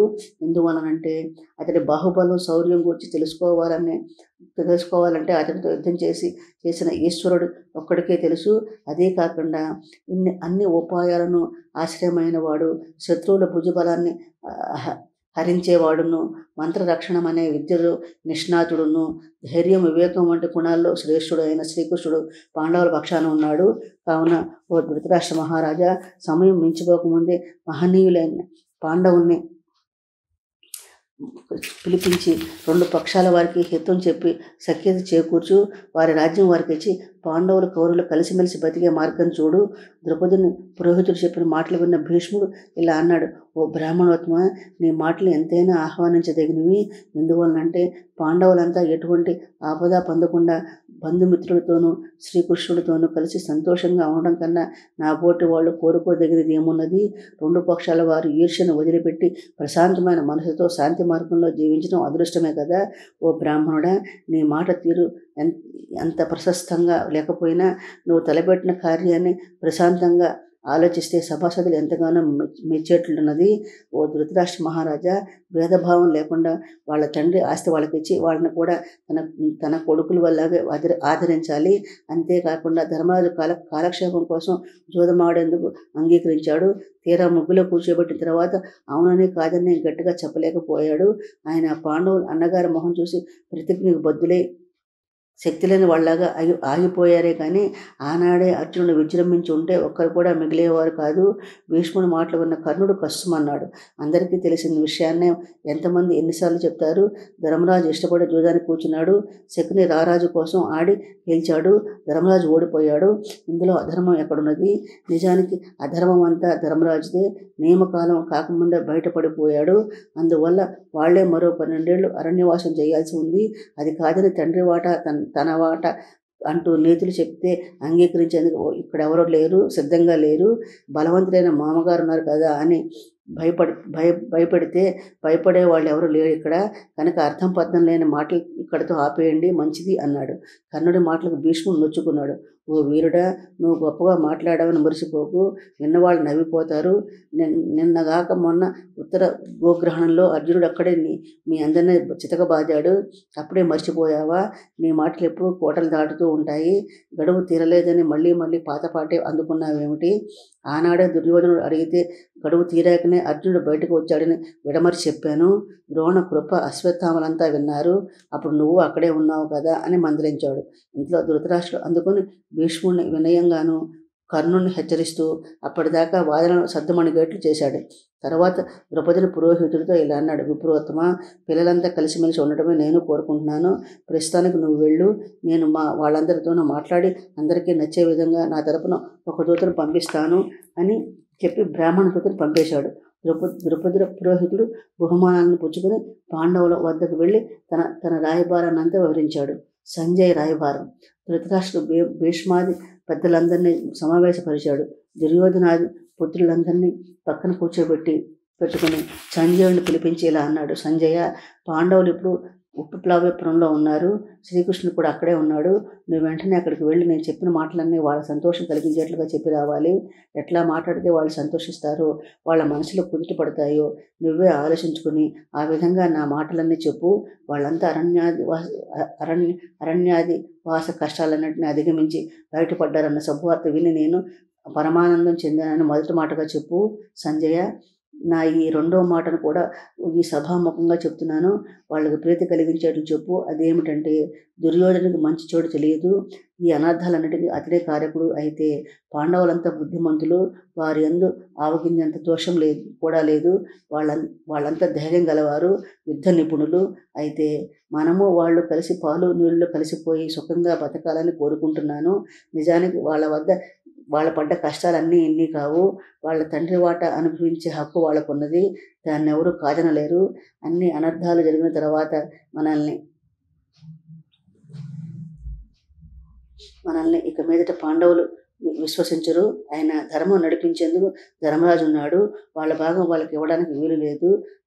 అట్లా కాకుండా మనం దురహంకారులమై మంచితనంగా వారి వాటా వారికి పంచి ఇవ్వకపోతే అర్జునుడు కోపగించుకొని గాంధీవాన్ని ఎక్కుపెడితే అతడి ముందు ఎవరో నిలవలేరు. పైగా శ్రీకృష్ణుడు కూడా వారి పక్షానే ఉన్నాడు కాబట్టి వారే కోపగిస్తే ముల్లోకాలు క్షోభించిపోవా. వీరే కాక భీమసేనుడు గదను ధరించి స్వైర విహారం చేస్తే మనలో ఒక్కడు కూడా మిగలడు. ఇక నకుల సహదేవులు కూడా అన్ని విషయాల్లోనూ భీమార్జునులకు తీసిపోరు. ఆ మాటకొస్తే ద్రుపదుడు కానీ అతని కొడుకు కానీ భుజబల పరాక్రమంలో ఎవరికి తీసిపోరు. సాత్యకు మాత్రం అంత తేలిగ్గా తీసివేయదగ్గవాడా కాదు. ఇంకా ఎంతోమంది బంధువులు స్నేహితులు విజృంభిస్తే ఎవరైనా నిలబడగలరా? వారితో తలపడాలంటేనే రుద్రుడికి కూడా సాధ్యం కాదు. కనుక ధర్మరాజు కోపానికి భయపడాల్సిందే కదా. కావున సంజయ, నీవు ధర్మరాజు పరువు తీరి ఉన్నప్పుడు వెళ్ళి అతడి తమ్ములకు బంధువులకు సంతోషం కలిగేటట్టుగా మాట్లాడు. వాళ్ళ హృదయాల్లో కోపం లేకుండా ఉండేట్లు మాట్లాడు. యుద్ధం అనే ఆలోచన ధర్మరాజు మనసులో రాకుండా ఉండేట్లు చూడు. నువ్వు ఈ కార్యాన్ని చాకచక్యంగా చక్కబెట్టుకునిరా. సంజయుడు ఉపప్లావ్యపురం చేరి ముందుగా శ్రీకృష్ణ భవనానికి వెళ్ళి ఆ తర్వాత అర్జునుని కలుసుకుని తమ వచ్చినట్లుగా ధర్మరాజు కోరు పంపాడు. ఆ మర్నాడు ధర్మరాజు నిండు కొలువులో ఉండగా వెళ్ళి అతని దర్శనం చేసుకున్నాడు. ధర్మరాజు సంజయుడిని ప్రేమతో ఆదరించి కౌగిలించుకుని పక్కనే కూర్చుని పెట్టుకున్నాడు. సంజయుడు ధర్మరాజుతో ఇలా అన్నాడు. ధర్మనందన, ఈరోజు నిన్ను చూడటం నాకు అదృష్టంగా భావిస్తున్నాను. నా జన్మ సార్థకమైంది. మహాపుణ్యాత్మైన నీ తండ్రి ధృతరాష్ట్ర మహారాజు మీరు ఎక్కడున్నారని తెలుసుకుని ప్రేమతో నన్ను మీ వద్దకు పంపాడు. తమ్ములు, నీవు, ద్రౌపది, నీ కొడుకులు క్షేమ సమాచారం తెలుసుకోవాలన్న అధికాశక్తితో నన్ను ఇక్కడికి పంపాడు.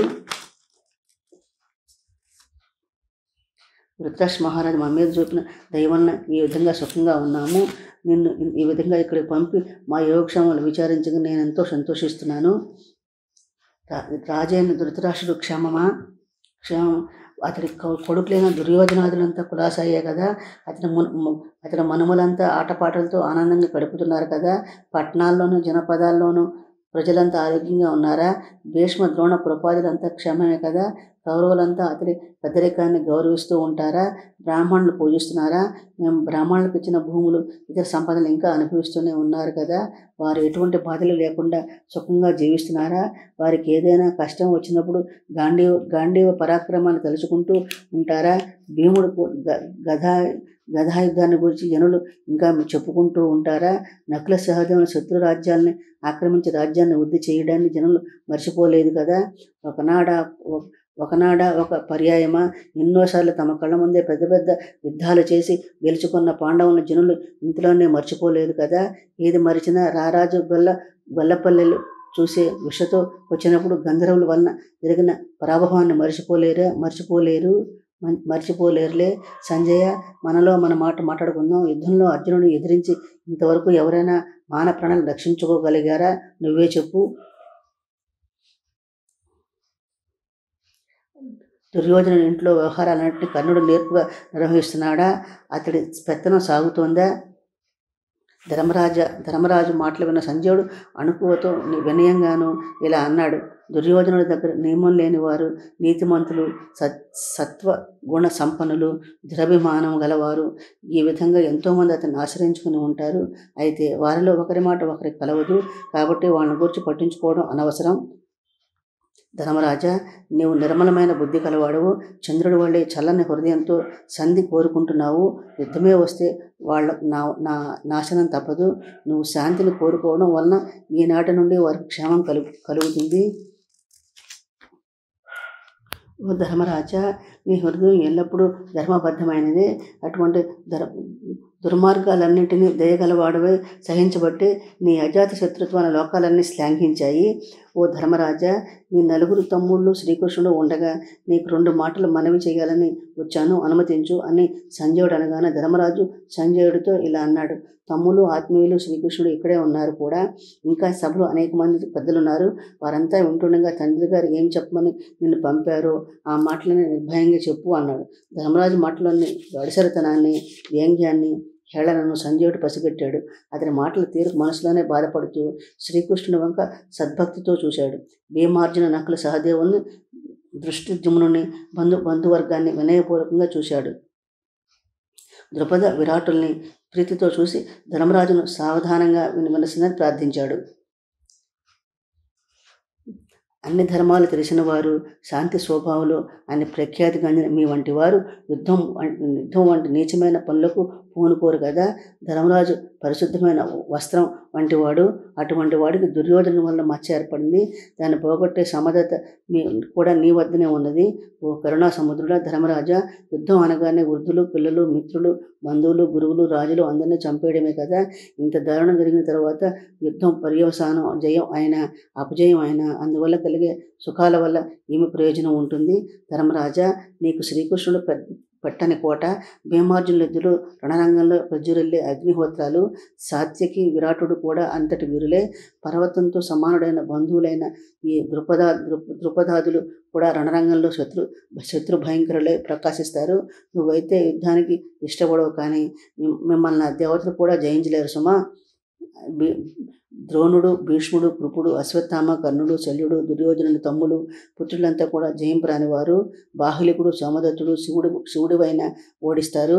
ఈ వీరులంతా దుర్యోధనుడి కోసం తమ ప్రాణాలైనా అర్పించని సిద్ధంగా ఉన్నారు. కనుక ధర్మరాజా, ఇటువంటి యోధులైన వీరంతా ఒకళ్ళతో ఒకళ్ళు పోరాడితే ఎవరికి సుఖశాంతులు ఉండవని నేను భావిస్తున్నాను. నీ శ్రేయస్సు కోరే వారిని కూడా అడిగి చూడు అంటూ ఒకసారి సభనంతా కలిగి చూశాడు. శ్రీకృష్ణుడి వైపు దృష్టి సారిస్తూ శ్రీకృష్ణుడికి పాదాభివందనం చేస్తున్నాను. అర్జునుడికి చేతులు జోడించి నమస్కరిస్తున్నాను. తక్కిన బంధువులు, మిత్రులు, మంత్రులందరికీ కోపతాపాలకు మాని దయాళుడైన ఈ ధర్మరాజును కోపాన్ని విడిచిపెట్టమని అనుమతించండి. మిమ్మల్ని అందరినీ నేను శరణు వేడుకుంటున్నాను అన్నాడు. సంజయుడి మాటలు విన్న ధర్మరాజు ఇలా అన్నాడు. సంజయ, యుద్ధానికి నువ్వు భయపడుతున్నట్లు కనిపిస్తోంది. నేను మాత్రం స్నేహం కాక మరొక మాట ఏదైనా అన్నానా? నువ్వు వింటూనే ఉన్నావు కదా. మాకు మాత్రం యుద్ధం లేకుండా జీవించాలని ఉండదా? యుద్ధం లేకుండా ప్రయోజనం నెరవేరితే ఎంతటి వెర్రివాడికైనా మరొక విధంగా ఆలోచిస్తాడా? సంజయ, క్రోధమే లేని నాలో క్రోధం ఉన్నట్లు మాట్లాడేందుకు? నీ మాటలు నా ప్రవృత్తిని మసిపూసి మారేడుకాయ చేస్తున్నట్టున్నాయి సుమా. కౌరవులకే కాదు, పాండవులకు కూడా కయ్యం లేకుండా కార్యం సాధించుకోవాలనే ఉంటుంది. సంజయ, నేనే కాదు, భీమార్జునుడు కూడా ధర్మాన్ని అనుసరిస్తారు. చెడు పనులంటే అసహించుకుంటారు. అటువంటిది కావాలని యుద్ధాన్ని కోరుకుంటారా? సంతోషాన్ని కోరి తొందరపడి దురాశకు లోనైన వారు మాత్రమే దుఃఖాల్ని కలిగించే పనులు పూనుకుంటారు. మంచి మార్గాన్ని పోయేవారు, దురాశ లేనివారు కావాలన్న క్రౌర్యాన్ని ప్రదర్శించరు. ఎందువలనంటే యుద్ధాలు దుఃఖాలను తెస్తాయి, కానీ సుఖాలన్నింటినీ వారికి బాగా తెలుసు. సుఖాలను ఇవ్వని వారికి బాగా తెలుసు. ఆ మాటకొస్తే సుఖాలు వద్దా అని అడగవద్దు. మా తోటి వారంతా విలువైన వస్త్రాలు, పూలమాలలు ధరించి పరిమళం గల మైపోతులు పూసుకొని ఆనందంగా ఉంటే మేము మాత్రం వాటి దూరంగా ఉండి మా తండ్రి ధృతరాష్ట్రుడికి చిన్నతనం కాదా?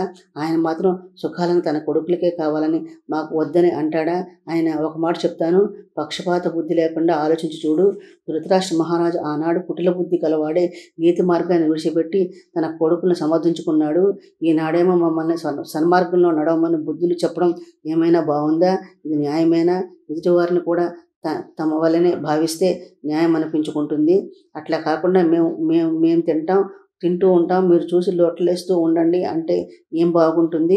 సంజయ, మేమంతా ఐశ్వర్యాన్ని కోల్పోయాము, బలహీనమై కూర్చున్నాము. అటువంటి మమ్మల్ని పిలిపించి ఆచరించడానికి ధృతరాష్ట్ర మహారాజు ఏమైనా పిచ్చివాడా? ఆనాడు న్యాయం ధర్మం తెలిసిన వాళ్ళు మాటలే వినలేదు. నీ చేత సంధి మాట్లాడించడం వంటి కంటి తుడుపు మాటలు కావా? నువ్వు ఏవేవో ఊహించుకుంటూ వచ్చి అసలే బాధల్లో ఉన్న మమ్మల్ని ఇంకా బాధపెడుతున్నావు. ఆ రాజు ప్రవర్తన నీకు కూడా కొత్త. ధృతరాష్ట్రం మంచి మాటలు అవుననడం ఎప్పుడైనా జరిగిందా? తన కుమారుడు దుర్యోధనుడు పరాక్రమం పైన గుడ్డి నమ్మకం పెట్టుకున్నాడు. ఆ నమ్మకంతో విషం మింగినా చూస్తూ ఊరుకుంటాడు. జోదం వల్ల వచ్చిన సంపదకై ఆశపడకూడదని ఆనాడు విదురుడు చెప్పలేదా? అతడి మాటలు పడచేవన పెట్టి కన్నాదులు చెప్పిన మాటలనే ఆదరించాడు. ఆనాడే విదురుడి మాటలు ఆచరించి ఉంటే ఈ సమస్య అప్పుడే తీరిపోయేది. కాబట్టి ధృతరాష్ట్రుడు ఇక మీదట కూడా దుర్యోధనుడు, దుశ్శాసనుడు, శకుని, కర్ణుని ఏ విధంగా నడిపిస్తే అట్లా నడుస్తాడు. సంజయ, దుర్యోధనుడు చెడు నడత మార్చడం ఎవరి తరము కాదని తెలుసుకోలేక కష్టపడి ఇంత దూరం వచ్చావు. పెద్ద మనిషి తరహాలో మాట్లాడావు. నీది వివేకం అనుకోవాలో లేక అవివేకం అనుకోవాలో తెలియటం లేదు. దుర్యోధనుడు చక్రధారి అయిన శ్రీకృష్ణుడిని లక్ష్య పెట్టలేదు. పరాక్రమ నిధి అయిన అర్జునుని కర్ణునికి ప్రతిగా ఎంచి ఆశలన్నీ అతడిపైన పెట్టుకున్నాడు. ఆ ధైర్యంతోనే మా రాజ్యాన్ని కూడా ఆక్రమించుకుని నిరాటంకంగా ఎన్నటికీ అనుభవించాలని అనుకుంటున్నాడు. రాజ్యకాంక్ష అనే ఆశాపాశాలకు బద్దులైన వారితో ఎప్పటికైనా యుద్ధాలు తప్పవు. భీష్మ, ద్రోణ, కృప, అశ్వత్థామాదులు అంతకు పూర్వం యుద్ధం అంటే ఏమిటో ఎరిగి కూడా చావటానికే యుద్ధాన్ని కోరుకుంటున్నారు. అర్జునుడి కపిధ్వజం కాంతులే వాళ్లను గుడ్డివాళ్ళను చేస్తాయి. సంజయ, ముందు మమ్మల్ని పొగిడావు, ఆ పిమ్మట వాళ్ళను యుద్ధంలో గెలవటం అసాధ్యమని నువ్వు అన్నమాట నేను అంగీకరించను. పక్షపాత బుద్ధి విడిచిపెట్టు. అర్జునుడు గాంధీవపు అల్లెతాటి ధ్వని వ్యాపిస్తున్నంత వరకు, భీముడి బాహుబలం చేత భయంకరంగా గదా ప్రవాహం కనిపించేటంత వరకు, నకుల సహదేవులు ఏనుగుల జంట వల్లే విజృంభించినంత వరకు కౌరవ బంధువులంతా ప్రాణాలు అరచేతిలో పెట్టుకుని పారిపోరా? చావకుండా మిగిలిన వారంతా మోసపోరా? యుద్ధంలో కౌరవులను జయించడం సాధ్యం కాదన్నమాట అట్లా ఉండని. బుద్ధిమంతులువు, నువ్వు వచ్చి క్రోధం కూడదని చెప్పావు కనుక నువ్వు చెప్పినట్లే నడుచుకుంటాము. పరాభవాలు ఎన్నో పొంది కూడా మేమెన్నిసార్లు వారి దుర్గుణాలను సహించలేదు. అంతో ఇంతో ఆ విషయాలన్నీ నీకు తెలుసు. ఇప్పుడు కూడా అట్లాగే సహిస్తాము, సందేహపడకు. మేముగా ఒక కీడు కూడా తలపెట్టాం. అయితే మా తండ్రికి మా మీద నిజంగా ప్రేమ ఉంటే అది కార్యరూపంలో వ్యక్తం చేయమను, దగ్గరకు తీసుకుని ఆదరించమను. కొడుక్కి నచ్చ చెప్తాడో చివాట్లే పెడతాడో ఆయన ఇష్టం. మాకు ఇంద్రప్రస్థం కానీ మరో పట్టణాన్ని కానీ ఇచ్చి ఆదరించడం ధర్మం అన్నాడు. అందుకు సంజయుడు ఈ విధంగా అన్నాడు, ధర్మరాజా, అట్లాంటి తప్పులెన్నైనా సహించగల సహనశీలివి నువ్వు. ఇంతవరకు చెప్పిన దాంతో తృప్తి చెందక మరో 2 మాటలు చెప్తాను, సావధానంగా విను. కౌరవులు దుష్ట స్వభావం కలవారు. ఒకవేళ నీ భాగం రాజ్యాన్ని ఇవ్వనన్నా కూడా పోనీలేమని ఊరుకో. ఎందువలనంటే నీ సత్ప్రవర్తనకు భయంకరమైన నెత్తుటి కూడు సరైనది కాదు. అంతకన్నా బిచ్చమెత్తుకున్నా తప్పులేదు. మహావైభవపేతంగా రాజసూయాగం చేశావు. బ్రాహ్మణుల్ని, దేవతలను తృప్తిపరిచావు. లోకాలన్నీ నీ శాంతిని, ఇంద్రియ నిగ్రహాన్ని, పుణ్యాత్ములని కొనియాడుతున్నాయి. ఇంతకు మంచి పేరు కలుషితం కాకూడదంటే నువ్వు యుద్ధాన్ని గురించి ఆలోచించవద్దు. అదీ కాకుండా మాయాజోదం ఏర్పాటు చేసినప్పుడు ఎన్ని ఘోరాలు చేశారు. ఎందువల్ల వాటన్నిటినీ సహించి ఊరుకున్నావు. వారు లోకుల చేత తిట్లు తింటే ఎందుకు చేశావు? తిట్లు తినేట్లు చేశావు. అడవుల్లో ఎన్నో కష్టాలు ఎందుకు సహించావు? నీ ఓర్పే కదా వీటన్నిటికీ ప్రధాన కారణం. ధర్మరాజా, ఇంతకాలం ఓర్పు వహిస్తూ జీవించిన నువ్వు ఈనాడు కేవలం సుఖాల కోసం యుద్ధాన్ని మధ్యమార్గాన్ని అవలంబించి బంధువుల్ని, పెద్దల్ని వెదికి చంపడం అవసరమా? అటువంటి సౌఖ్యాలను పెద్దలు ఎప్పుడు నిరసిస్తారని నిలకడలేనివని నీకు తెలుసు. సామాన్యుల మింగటానికి మింగడానికి చేదైన హలాహలం వంటి కోపం దిగమింగడంలో శివుడి తర్వాత నిన్నే చెప్పాలి. నువ్వే శాంతిని విడిచిపెడితే ఇక లోకాలకు రక్షణ ఎక్కడ ఉంటుంది? సంజయుడి మాటలోని ధర్మరాజు ఇలా అన్నాడు. సంజయ, నేను నిందించే ముందు నేను చెప్పే ధర్మమో అధర్మమో నిర్ణయించి ఆ తర్వాత నిందించు. అహింస పరమధర్మం అని, కోపం విడిచిపెట్టాల్సిందేనని నేను అంగీకరిస్తాను. అయితే వంశానికి చెడ్డ పేరు తెచ్చేవాళ్ళు, లోకుల్ని బాధించే దుర్మార్గుల్ని మెదలకుండా నాశనం చేయటమే ధర్మం అని పెద్దలు అంటారు. రాజులకు యుద్ధం ధర్మమో కాదో నువ్వే చెప్పు. అదే కాకుండా చేయదగిన పనులేవో చేయకూడని పనులేవో చెప్పేందుకు మాకు శ్రీకృష్ణుడున్నాడు. మన ఇద్దరి మధ్య వాగ్వివాదం ఎందుకు? ధర్మవేత్తలలో ప్రథముడు, కార్యకార్యములను నిర్ణయించడంలో గురువు, ఉచితానుచితాన్ని వివరించి చెప్పేవాడు శ్రీకృష్ణుడే కదా. అతడి ఆజ్ఞ చేతనే భోజాంధక, ఉష్ణ, సుంజయ, కేకయ రాజులంతా సన్మార్గంలో రాజ్యపాలన చేస్తున్నారు. మాకు ధర్మార్థ కామ మోక్షాలన్నింటినీ అతడే ఆధారమని నమ్ముకున్నాము. నేను యుద్ధం చేస్తాననడం పైకి ఆధర్మంలాగే తోచవచ్చు. మాకు కావాల్సిన రాజభాగం ఇవ్వకపోతే మేము యుద్ధానికి దిగితే ఎవరైనా అది ధర్మమే అంటారు.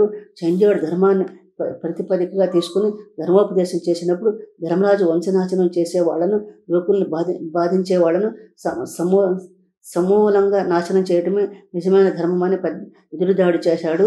రాజులకు యుద్ధం చేయడం ధర్మమా అధర్మమా నువ్వే నిర్ణయం చెప్పమని సవాలు విసిరాడు. అంతవరకు మౌనంగా ఉన్న కృష్ణుడు ధర్మరాజు తన పేరెత్తగానే మాట్లాడేందుకు లేచి నిలబడ్డాడు. నేను ఎప్పుడు పాండవులకు మేలు కలగాలని కోరుకుంటూ ఉంటాను అన్నాడు. ధృతరాష్ట్రుడి సంతానం కూడా కొడుకులు మనవలతో తామర తంపర్లాగా వృద్ధి చెందుతూ ఉండాలని కోరుకుంటున్నాను. అందువల్లనే తెలివిగలవాడనే ఉండి మనసులో నిన్ను పంపాడు. తెలివిగలవాడే నిండు మనసుతో నిన్ను పంపాడు. నువ్వు కూడా వీళ్ళ యొక్క ధర్మం, స్నేహం గలవాడివై శాంతి కలిగే మాటలు చెప్పడం చూసి మహానందం కలిగింది. పైకి అంతా సవ్యంగానే ఉంది. అయితే ధర్మరాజుల మాటలు వింటుంటే సంధి కుదిరేట్లేదు. ఎందువల్లంటే ఉభయులు దిగి వచ్చి సమధర్మం పాటిస్తేనే కానీ సంధి కుదరదు. దుర్యోధనుడేమో అహంకారి. ఇక ధృతరాష్ట్రుని సంగతి అందరికీ తెలిసిందే కదా. నువ్వేమో అతగాడికి పాండవులంటే ప్రేమ అని, స్నేహం అని తీయగా మాట్లాడుతున్నావు. నువ్వెంత తీయటి మాట్లాడినా వారి సహభాగం వారికి రాకపోతే పై మెరుగులతో తృప్తి చెందరు కదా. నువ్వే చెప్పు. నిజమే, గతాన్ని తవ్వుకుని ఏం లాభం? ఎలాగో అలాగా కౌరవులతో కలిసి బతకడమే పాండవులకు మేలైన పద్ధతి. నేను కాదనను. కానీ లోకచారాన్ని బట్టి వాళ్ళ తండ్రి భాగం వాళ్ళకి ఇవ్వనప్పుడు వాళ్ళకు మరో దారి ఏమున్నది? అన్ని ప్రయత్నాలు అయ్యాయి. ఇక వారికి యుద్ధం తప్ప వేరే మార్గాలు లేదనుకుంటున్నాను. రాజైన వాడు యుద్ధం చేయడం న్యాయమా కాదా అని ధర్మరాజు నిన్ను అడిగాడు కదా. వర్ణాశ్రమ ధర్మాలు సక్రమంగా చూడాల్సిన వాళ్లే రాజులు. అటువంటి సద్ధర్మాన్ని రాజులే విడిచిపెడతారా? అంతేకాదు, న్యాయార్జితమైన తమ సంపదని అనుభవిస్తూ మంచిగా బతుకుతున్నప్పుడు బయట వాళ్ళు అనవసరంగా బాధించారనుకో, అప్పుడేం చేయాలి? అటువంటి పరిస్థితిని ఎదుర్కొనడానికే మన వాళ్ళు శస్త్రాస్త్ర ధర్మాల్ని నిర్ణయించారు. అట్లా కాకపోతే వాటి వల్ల ప్రయోజనం ఏముంటుంది? అయితే సంజయ, వీరికి చెప్తున్న ధర్మ పన్నాలు అక్కడ కౌరవులకు కూడా చెప్పాలి కదా. అసలు వాళ్లే కదా పెడదారులు పట్టి అనర్థాలు సృష్టిస్తున్నది. ఆయన లోకంలో జోదం వీళ్ళొక్కళ్ళైనా ఆడారా? మరెవరు జోదం ఆడలేదా? అంత మాత్రం చేత నుండి సభలో భర్తల కళ్ళెదుట ద్రౌపదిని నీచాతి నీచంగా అవమానపరిచారే. లోకంలో ఎక్కడైనా ఇట్లా జరిగిందా? శ్రీకృష్ణుని మాటలో ఉన్న సంజయుడు, దేవా, ఈ విషయాలన్నీ ఇంతగా మనసులో పెట్టుకుంటే కార్యాలు చక్కబడతాయా అన్నాడు. అప్పుడు శ్రీకృష్ణుడు ఇలా అన్నాడు. ఆనాడు నిండు సభలో ద్రౌపదిని అవమానించినప్పుడు ధృతరాష్ట్ర మహారాజు మనసులో ఏముందో తెలుసుకోలేక భీష్ముడు మొదలైన పెద్దలంతా మెదలకుండా ఊరుకున్నారు. ఒక స్త్రీకి అంత అవమానం జరిగిన ధృతరాష్ట్ర కొడుకులనేమీ అనలేదు. ఆనాడు అతడే కొడుకులు నివారించి ఉంటే నా మనసే కాదు, లోకుల మనసు కూడా సంతోషపడేవి. దుశ్శాసనుడు అంతమంది పెద్దల మధ్య ద్రౌపదిని ఆ విధంగా నిర్దాక్షిణ్యంగా ముందుటికి జుట్టు పట్టుకుని ఈడ్చుకుని వస్తుంటే మామగారన్న ధృతరాష్ట్రుడు ఎట్లా సహించి ఊరుకున్నాడు? ప్రతిరోధన అయినా అతడి చెవిన పడలేదా? మళ్ళీ ఇప్పుడు క్షేమం కనుక్కుని రమ్మని దూతను పంపడానికి అతడికే చెల్లింది. ఆడుదాన్ని జుట్టు పట్టుకుని సభలోకి ఈడ్చుకుని వస్తుంటే తగదని అడ్డు చెప్పే వాళ్లే లేక సభాసదులంతా తెల్లమొహాలు వేసుకున్నప్పుడు ఆ ఇల్లాలు తనను తాను రక్షించుకోబట్టి ఈ అవమానం నుండి బయటపడగలిగింది. అటువంటి అవమానం పాండవుల వంటి రాచభటులు సహించదగినదేనా? సంజయ, అప్పుడు కర్ణుడు ఏమన్నాడో నువ్వే వినలేదా? సభ్యుల చెవులు చిల్లులు పడేట్లుగా ఇక్కడ నీ భర్తలు లేరు, నీ భర్తలను చెప్పబడే 5గురు నిన్ను జోదంలో ఓడిపోయారు, అందువల్ల నీ మీద అనురాగం చూపగలిగే భర్తను ఇంకొకరిని వెతుక్కో అని అనలేదా? ముఖ్యంగా అర్జునుడికి ఆ పలుకులు ములుకులే మరణవేదన కలిగించాయి. ఈ ధృతరాష్ట్రుడు ఆ మాటలకు ఏమైనా ప్రతీకారం చేశాడా? అంతేనా? దుశ్శాసనుడు ఈ పాండవులంతా నిష్ఫలులు, పౌరుషహీనులు, వీరిలో పౌరుషవంతుడైన మనుషుడు ఎవడూ లేడు. అతడు అన్నట్లుగానే ఎంతో కాలం నిష్ఫలుడుగానే ఉండిపోయారు. ఇంకా ఆ సమయంలో అన్న మాట పైకి చెప్పుకోదగినవి కావు. ఆ సంధి కార్యం జరగటం కష్టమే, సంధి కుదరటం అసాధ్యమని నేను భావిస్తున్నాను. ఆయన పాండవులు ఒప్పించి నేనే అక్కడికి వస్తాను. వచ్చి కౌరవులకు బుద్ధి చెప్పి రాజ్యంలో సగభాగం పాండవులకు ఇచ్చి ప్రాణాలు కాపాడుకోమని హెచ్చరిస్తాను. న్యాయం నేర్పు నా పక్కనున్నాయి కనుక నేనే కల్పించుకుని నా నేర్పు చూపి న్యాయం చేయమంటాను. వాళ్ళు తప్పక నా మాట వింటారు. న్యాయమైన నా మాటల్ని వాళ్ళు అంగీకరించకుండా ఉంటారా? అట్లా కాకుండా వంకర మాటలు ఏమైనా ఉంటే పాండవుల బాణాలే అక్కర్లేదు, వాళ్ళ లోభమే వాళ్ళని కాల్చి భస్మం చేస్తుంది. సంజయ దోషం మూర్తిభవించిన విషవృక్షం దుర్యోధనుడు, అతడికి స్కందం కర్ణుడు, కొమ్ము శకుని, పువ్వులు పళ్ళు దుశ్శాసనుడు, దానికి మొదలు ధృతరాష్ట్రుడు, ధర్మరాజు ధర్మవృక్షం, అర్జునుడు దాని స్కంధం, భీష్ముడు కొమ్మ, శకుల సహదేవుడు దాని పూలు పండ్లు, నేను మొదలు. అది తెలుసుకుని సారమైనదేదో సారం లేనిదేదో ఎరుకోవాలి. ధృతరాష్ట్రుడు అతని కొడుకులు వనం, పాండవులు సింహాలు, సింహం లేని అడవిని ఎవరు పడితే వారు నరికేస్తారు. అట్లాగే అడవిలో కాకుండా బయట తిరిగే సింహాలకు హాని కలుగుతుంది. కాబట్టి ఈ రెండు సుఖంగా ఉండాలంటే ఇద్దరు కలిసి మెలిసి ఉండాలి. పాండవులు కౌరవులకు పరిచర్యలు చేస్తూ ఉంటారు. అనగా శత్రువుల వల్ల ఏదైనా కష్టం వచ్చినప్పుడు వారిని ఆదుకుంటారు. అందువల్ల ధృతరాష్ట్రుడు వాళ్ళని కూడా తన కొడుకును నడిచే మార్గంలో నడిపించవద్దా? వీళ్ళను కూడా తన కొడుకుల్లాగా చూడవద్దా? నేను కౌరవ పాండవ సంధి కార్యానికే వస్తాను. ధృతరాష్ట్రుడు ఒప్పుకుంటాడో ఒప్పుకోడో చూస్తాము. మేము అతడి నిర్ణయాన్ని బట్టి ప్రవర్తిస్తాము. ఆ రాజుకు మా అందరి అభిప్రాయాలను చెప్పు. శ్రీకృష్ణుడి మాటలు విన్న సంజయుడు, ధర్మరాజా, శ్రీకృష్ణుడే పూనుకుంటే అంతా శుభమే కలుగుతుంది. నేను వచ్చిన పని సఫలమైనట్లే భావిస్తున్నాను. ఇక సెలవు తీసుకుంటాను. నాకు అనుమతి ఇవ్వండి, వెళ్ళి వస్తాను. నా మాటల్లో ఏమైనా పొరపాటుంటే మన్నించండి అన్నాడు. సంజయుడితో ధర్మరాజు ఇలా అన్నాడు: సంజయ, నిండు సభలో దాపరికం లేకుండా ఉన్నట్లు మాట్లాడావు. నువ్వు మాట్లాడిన మాటల్లో ఒక పొల్లు మాట కూడా లేదు. ఎదుటి వాళ్ళని గురించి చెప్పేటప్పుడు మగమాటం లేకుండా ఉన్నట్లు మాట్లాడావు. అట్లాగని ఆ మాటల్లో దురుస్తనం కానీ చులకన భావం కానీ మర్చిపోయినా కనిపించలేదు. నిజానికి నువ్వు విదురుడు తప్పిస్తే హస్తినాపురంలో మరొకరికి రాయబారి నడిపే సత్తా లేదు. మంచిది, వెళ్ళిరా. వెళ్ళగానే అక్కడ పెద్దలందరినీ విచారించామని చెప్పు. గురుదేవులు ద్రోణుడిని, పితామహుడు భీష్ముడికి భక్తిపూర్వకంగా నమస్కారాలు తెలుపు. మా తండ్రికి ప్రేమపూర్వక నమస్కారాలు తెలుపు. దుష్టబుద్ధి అయిన దుర్యోధను క్షేమం విచారించానని చెప్పు. అతడి తమ్ముడు దుశ్శాసనాది సోదరులకు క్షేమం విచారించానని చెప్పు. మహిళా జనులందరినీ యథోచితంగా విచారించానని చెప్పు. విదురుడికి, మేనమామ చెల్లుడికి మా వినయపూర్వక నమస్కారాలు తెలుపు. అశ్వత్థామకు గాఢాలింగనాన్ని తెలుపు. బాహిలిక సోమదత్త యథోచితంగా నా శుభాశీస్సులను తెలుపు.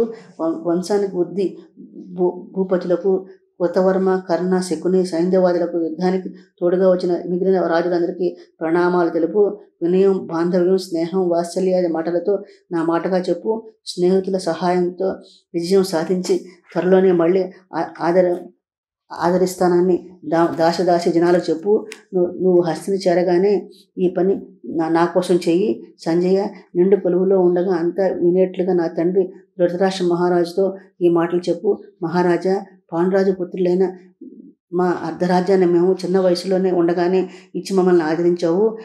నీ అండదండలతోనే ఏ ఆపద లేకుండా తమ ఆప్త బంధువులతో కలిసిమెలిసి సుఖంగా జీవించాము. ఇప్పుడు మేము దరిద్రంతో బాధపడుతుంటే కనికరించకుండా ఉపేక్ష భావం వహించడం న్యాయమేనా తండ్రి? ఇళ్ళకి కానీ పండగ కాదు కదా, ఆశకైనా అంతు ఉండాలి కదా. మనమంతా కలిసిమెలిసి ఉంటే మన వంక ఎవరైనా కన్నెత్తి చూడగలరా అని చెప్పు. అట్లాగే మా తాతగారైన భీష్ముడితో ఈ మాట చెప్పు. పితామహ శంతన మహారాజు వంశం నిలిచిపోకుండా ఉద్ధరించావు. ఇప్పుడు కూడా నువ్వే వంశం నాశనం కాకుండా కాపాడాలి. మాకు దుర్యోధనాలకు సఖ్యత కుదుర్చు. నీ మనుమలమైన మమ్మల్ని అందరినీ ఆ ధర్మ చావకుండా కాపాడగలిగితే లోకం తలెత్తుకుని తలకెత్తుకుని పూజిస్తుంది. తాత, ఇప్పటికే నాకు యుద్ధం అంటే ఇష్టం లేదు అని చెప్పు. సంజయ సభాసదులందరి ముందు దుర్యోధనుడితో నా మాటలుగా చెప్పు అన్నాడు. మేము బలవంతులమే అయినా మమ్మల్ని అందరినీ బలహీనలు చేసి వెళ్ళగొట్టావు. అడవుల్లో మేమంతా అష్టకష్టాలు పడేందుకు కారకుడు అయ్యావు. నిండు సభలో పాంచాలాన్ని జుట్టు పట్టుకుని ఈడ్చుకుని వచ్చినా సహించాము. నిష్కారణంగా కౌరవ వంశానంతా యుద్ధంలోకి లాగకు. ఇతరుల సొమ్ముకు ఆశపడకు. మా వంతు మాకివ్వు. ఐకమత్యంతో జీవిద్దాము. మేము యుద్ధాన్ని కోరకుండా సంధి కోరటం నీ క్షేమానికేనని తెలుసుకో. దురాశకు పోవద్దని నీకు చెప్పేపాటి వాళ్ళెవరూ లేరని నేనే పుచ్చుకుని బుద్ధి చెప్పవలసి వస్తుంది. నిన్ను సమర్థించి మహావీరుల బలాన్ని చూసుకుని విర్రవీగుతున్నావేమో. అన్నిటికీ మించిన ధర్మం మా పక్కన ఉన్నది. అంతేకాదు సాక్షాత్ పరబ్రహ్మ స్వరూపుడైన శ్రీకృష్ణుడు మాకు అండగా ఆసరాగా ఉన్నాడు. మమ్మల్ని ఎవరైనా గెలవడం కలలో కూడా జరగని తెలుసుకో. అది అలా ఉండనివ్వు. నీకు భీమార్జునులే కాదు, నీకన్నా కూడా వయసులో పెద్దవాడిని. నా మాట మన్నించు. నన్ను వృధాగా అలజడి పాలు చేయకు. కలహానికి స్వస్తి చెప్పు. ఎవరి భాగం వాళ్ళకి తీసుకుని సుఖంగా ఉందాము. ఇదే నాకు తోచిన ఉత్తమ మార్గము. పోనీ నీకు అర్ధరాజ్యం ఇవ్వడానికి మనసు ఒప్పకపోతే కనీసం కుశస్థలము, వృక్షస్థలము, వాసంతి, వరుణావతము, మరేదైనా ఒక గ్రామం ఇవ్వు. దాంతో అన్నదమ్ముల 5గురికి 5 ఊళ్ళు ఇచ్చి నిలువ నీడ కల్పించు. మేము దాంతో తృప్తి పడతాము. అక్కడ మీకు సహాయంగా వచ్చిన రాజులంతా సంతోషంగా ఇళ్లకు వెళ్తారు. కురు, పాంచాల, యాదవ, మత్స్య రాజులంతా పరస్పరం స్నేహంగా జీవించడమే మా కోరిక అని ఆ మహానుభావుడికి నా మాటగా మరీ చెప్పు అన్నాడు. ధర్మరాజు మాటలో ఉన్న సంజయుడు లేచి చేతులు జోడించి, దేవా, నీ అనుజ్ఞ తీసుకుని బయలుదేరుతాను. నువ్వు చెప్పమన్న ప్రకారం అందరికీ విశదంగా చెప్తాను. నీకు, నీ తమ్ములకు, శ్రీకృష్ణుడికి, ధృతరాష్ట్ర మహారాజుకు సుముఖుడయ్యేట్లుగా చెబుతాను అన్నాడు. అంతా వింటున్న అర్జునుడు లేచి సంజయుడితో ఇలా అన్నాడు. సంజయ, నువ్వు మాకు బాల్య స్నేహితుడువు. నీ మంచితనం మాకు చిన్నప్పటి నుంచి తెలుసు. అట్లాగే మా చెడు నడవత కూడా నీకు తెలుసు. మదపుటేనుగు వంటి భీమసేనుని ఆనాడు ధర్మరాజు అంకుశంలాగా అడ్డుకున్నాడు. ఆ రోజున కూడా మమ్మల్ని నిలువరించడానికే అజాత శత్రువు మా ఈ గ్రహం ఉంది. అందుచేత కౌరవులు బుర్ర పొగలగొట్టుకోవాల్సిన విషయం ఏమీ లేదు అన్నాడు. ఆ తర్వాత అర్జునుడు అన్నగారి ఆజ్ఞ ప్రకారం సంజయుడికి ఘనంగా విందు భోజనాలు చేయించాడు. పూలమాలతో, అనులేపనాలతో ఉపచారాలు చేయించాడు. మణిభూషణాలు, చిత్రాంబరాలు ఇచ్చి సత్కరించాడు. పాండవుల దగ్గర, శ్రీకృష్ణుడి దగ్గర సెలవు తీసుకుని సంజయుడు హస్తినాపురం బయలుదేరాడు. ఉద్యోగ పర్వంలో ప్రథమ శ్వాసం పూర్తయిందండి. నా ఛానల్ని కూడా సపోర్ట్ చేయండి, సబ్స్క్రైబ్ చేయండి, లైక్ చేయండి, షేర్ చేయండి. నా పారాయణ కనుక మీకు నచ్చినట్లయితే కామెంట్ రూపంలో తెలియచేయండి.